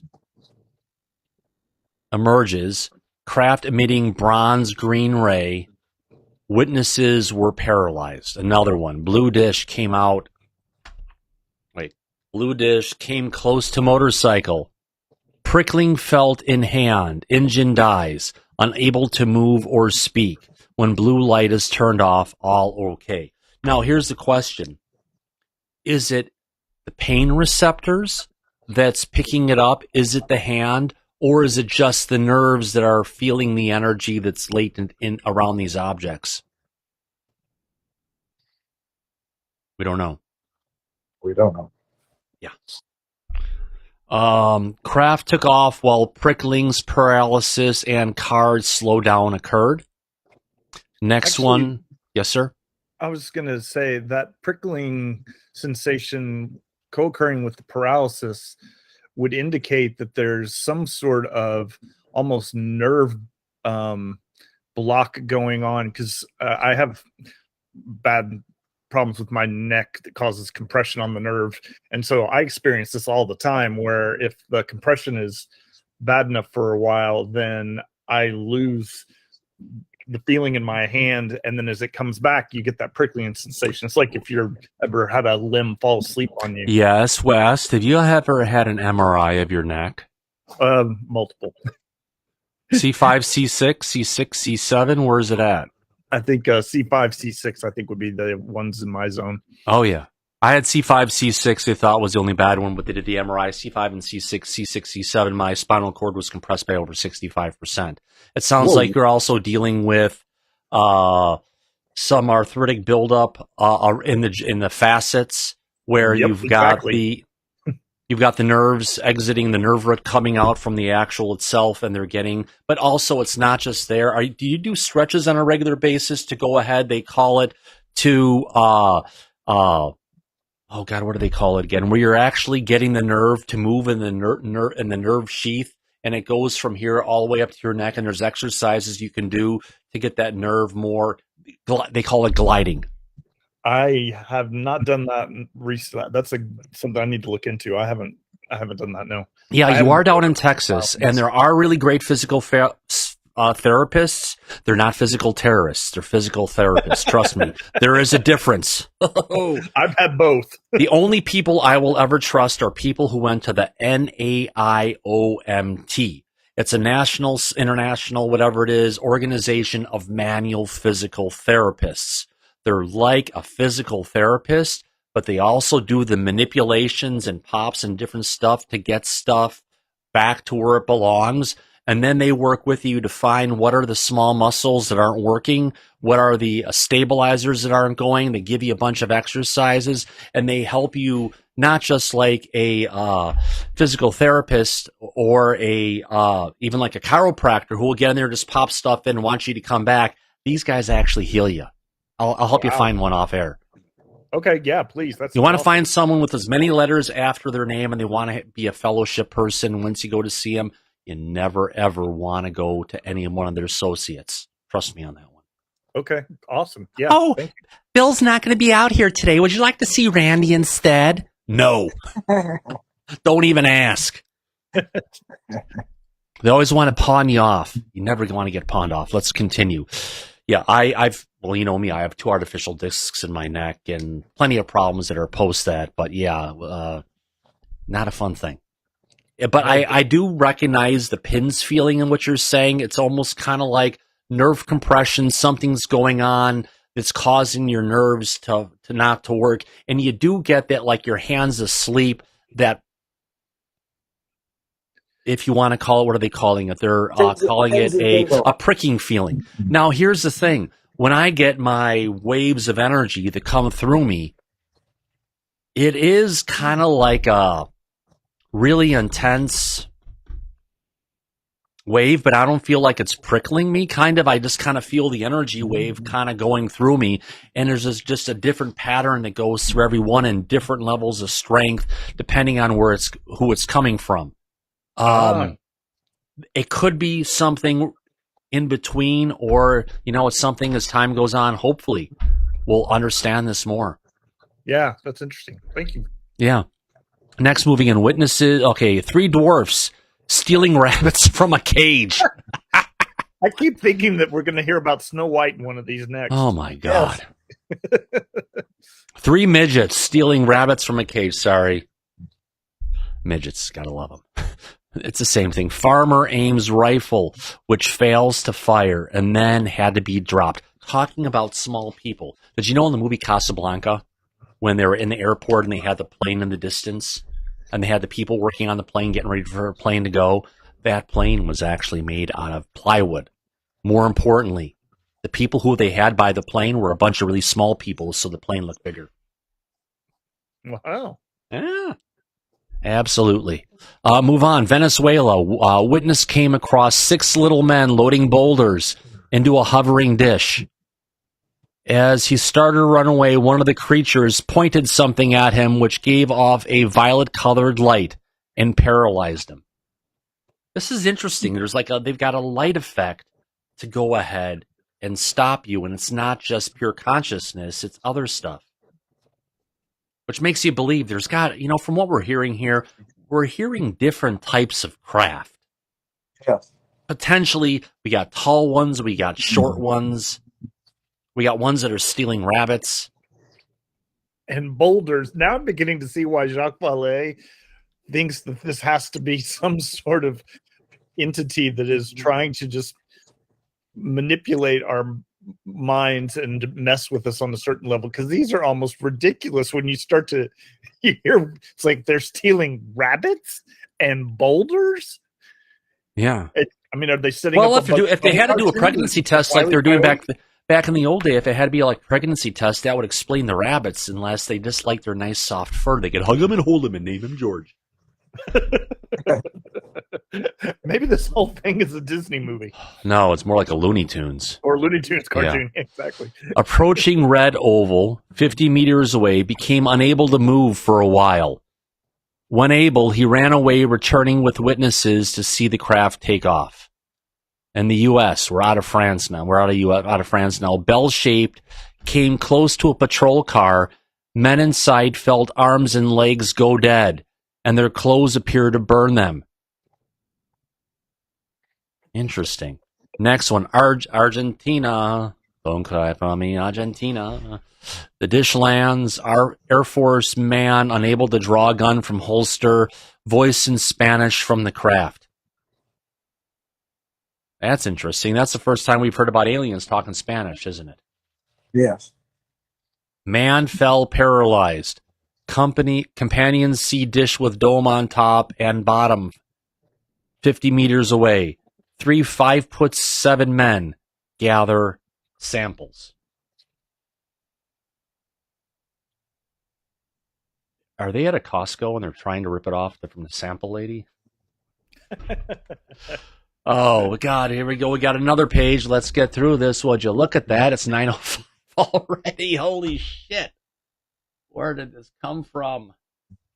Where is the chat? Where is the show? Where are we at? Oh, wow. Still got 129 people in the chat. Only 65 likes. Do us a favor, friends. If you're watching the show, you're having a good time, give us a thumbs up, please. And if you're not having a good time, then honestly, give us a thumbs down. But do us a favor. If you're not happy, go ahead and leave some feedback in the comments. We'd be more than happy to go ahead and try and make the show better. More importantly, if I could do it, go ahead and slam that subscribe button if you're new. We'd love to have you. We're trying to hit 5,000 subs and see where we can go from there. A lot of channels out there that you wouldn't believe buy subs. You can go ahead and look at their past history, and you look at it, it's like, why they get all those and other subs, and all of a sudden they've got like 100 or 200 subs a day. Yeah, you know where that comes from. And if you're not enjoying the show, might I recommend a super chat? It's a great way to register your complaint. Yeah. There you go. Two teenagers immersed in a red light, changing to green, becoming part paralyzed. No fear. No object seen. They're just paralyzed from a green light.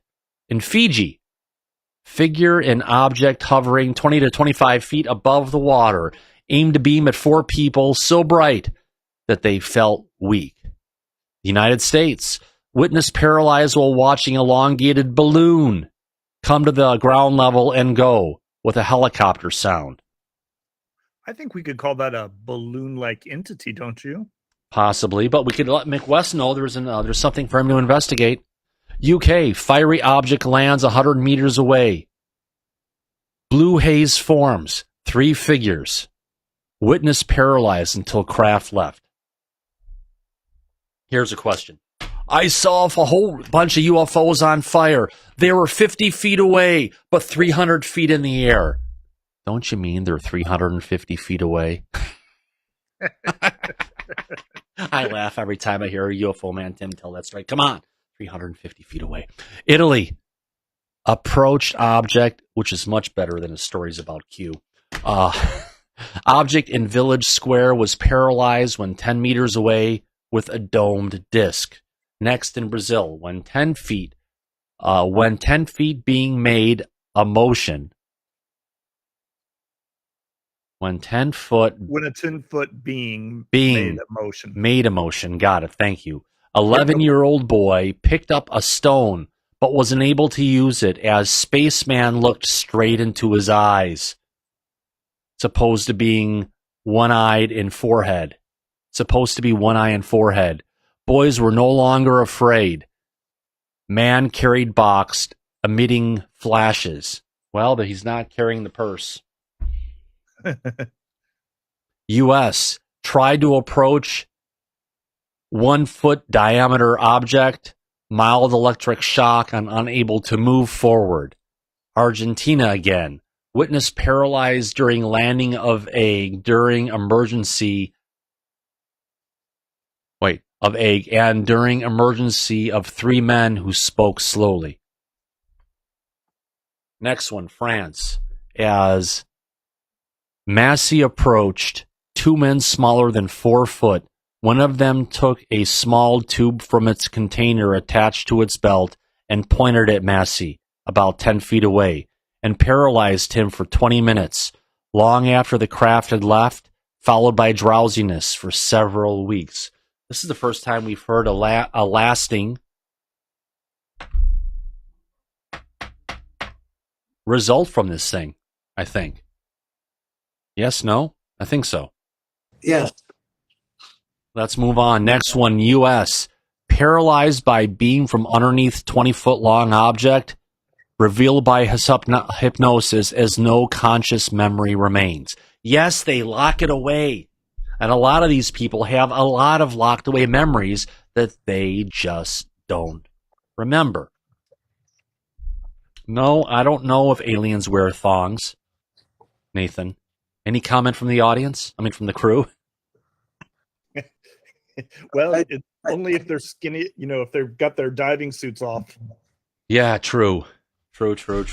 U.S. Cigar flew over car. Car almost stopped. Brief paralysis. Argentina again. Vivid light dazzled and paralyzed witnesses. Strength ebbed away. fell unconscious after that. Another one in Argentina, horse and dog paralyzed for several minutes. Not the witnesses, sounds like they were fine. Another one we've got going in Brazil. Suddenly saw a cigar, figure with flashing weapon like electric drill, immobilized witnesses. Now we've got a new section on pricklings. Okay, so just real quick, to bring in a very quick Bible story, the story of the destruction of Sodom and Gomorrah. Well, when the angels, as the Bible likes to call them, came to Lot's house and went inside, and the whole town gathered at the door, and they claimed to want to meet these unusual visitors. And Lot would not let that happen. And the two visitors, which were inside Lot's house, opened the door and pointed a rod of some sort at the crowd, and they all went blind. Really? Not permanently, but they went blind that night. Damn. I hate to say it, we're going to have a day 4 on this. We've got 2 pages of pricklings ahead of us. And then we've got more on, where is it at? We got the pricklings, 2 pages of pricklings, and then we're going to get into additional investigations of sightings and a whole bunch of great correspondence and everything. But holy cow, another almost 2 hours, well, we're past 2 hours of covering this so far. And today we just covered all the effects. We can see that there's an effect going for vehicles. There's paralysis that goes on. There's pricklings and this feeling that people are getting in a lot of instances. And what we've got here is, again, a lot of interesting information being put out there into the report coming from the Australian government trying to bring precedence to these actual sightings. And they wouldn't have it in here if there wasn't some, how do you call this, reality to what they're reporting on. It's interesting to say the absolute least. All right, let's jump back into... just to mention, Thomas, that none of this is really unusual, because I've read many accounts of all these kinds of effects before. So this is really great to have it laid out like this, but it's not something that's new or surprising. Yeah, I hear you. But what's different about this is the information is coming from the Australian government. It's not coming from Jacques Vallée's book. It's not coming from, someone getting up and talking about it, saying, I had this thing and this thing happened and the whole bit and everything we hear from a lot of different experiencers and stuff. But what we're hearing this from is qualified reports that the Australian government at that time collected, working with Jacques Vallée, that they thought were very worthy to report on. Yeah. Yes. Absolutely. It's been a great conversation so far. Let me go ahead and do this. What the heck? Let me figure out where I'm at here and everything. What I want to do, first of all, is bring this together. All right. First off, I want to thank everybody for coming out to Disclosure tonight. I want to thank everybody for the wonderful support, the wonderful super chats we've gotten today from Nikki X1, W. Decker, David Dominic, and Daryl Zernick. Thank you very much. Every penny that comes into Disclosure tonight goes back into our kitty for paying for the show. We appreciate every dollar that comes in. Very it's hard to find words to thank the folks who go ahead and throw out their love and support us for what we do here. Thank you very much. More importantly, I want to thank the guys in the back, Larry, the contribution you guys have been making here on almost a daily basis. It is just freaking amazing. I'm just taken away by your love for the subject and being a part of the show here. Thank you so much, Thomas. I'm having a ball. Yeah, absolutely. Andy, you've been a little bit quiet today, but thanks for coming out in the conversation. Holy cow, you made a couple points, and thank you very much. That's fine. Yeah, it's just really interesting document. I'm reading along with you, and yeah, it's very interesting. Yeah, and I tried to get through it as quickly as I could, going through these different things, just because there's one after the other. And you know what? Every single thing we go through in here has equal weight to everything else in the document. If we try to jump past something, we're going to miss something that's really important. That's the last thing that we want to go ahead and do. Also, W. Decker. Small things, yeah. Cheers. Yeah, W. Decker, thanks for coming in today. I think he's dealing with deliveries in the background. Anyway, W. Decker, let me go ahead. I can probably go to here, and I can pin him up for a second. W. Decker, thank you very much. I know you can't hear us right now, but I appreciate... I'm back. Oh, you're back. There you go. I can unpin you now. Thank you, sir, for being here today. Absolutely. Appreciate everything you do for Disclosure tonight and for our audience. It just leads to a great conversation and everything that we deal with every day. I had no idea that we'd be like going 4 days into this document and we're still not done yet. It's a gift that keeps on giving, isn't it? Oh, I know. It does, and hopefully if we can see other things going on UFO Twitter and with it, we'll go ahead and bring that forward. In the meantime, we've got a lot of digging to go through because, again, this is something from 1971, but a majority of the information we have in here, our own federal government won't go ahead and share with us, which is just a travesty in its own. In addition to the guys in the back, I want to thank everybody in the chat for coming out here today. Holy cow. Who do we have out there? Let's go ahead and... Oh, wrong one. Take a look and see who's still out there right now. Let's see in the chat right now if I can find the window. Where did it go? Oh, no, I lost it again. Where'd you put the chat? Oh, there it is. I have it over here. All right, let's see who in the heck we still have out there right now. If I turn on the Wayback Machine and go into who do we have out there right now? We've got Amiga Rules, Preeti Banis, Daryl Zernick, Digger Dog, Justin A. Maynard, Kelly Bro, Larry Schulte, Pete Liebel, Shelley Montgomery, Tommy Missis, Yellow Tommy Tanker, also known as Andy. We want to thank Pete Liebel, Peggy, and Steve. Thanks for coming out today. We want to thank some people who stopped in momentarily. The Tear Seeker, enjoy that bottle. And I also want to thank, who else was in here? Sapphire Elf, thanks for being in here today. Absolutely. Simeon Hain is even in the chat. Miss Dr. Simeon, thanks for coming in here today and saying hey and being a part of the conversation. You give so much to the community on a regular basis. I am so lucky to know you as a friend, and great to be here. I love you, Simeon, absolutely. And Julie Farrell, if you're out there, usually close to Simeon, where it's at, we'll see where we can get to.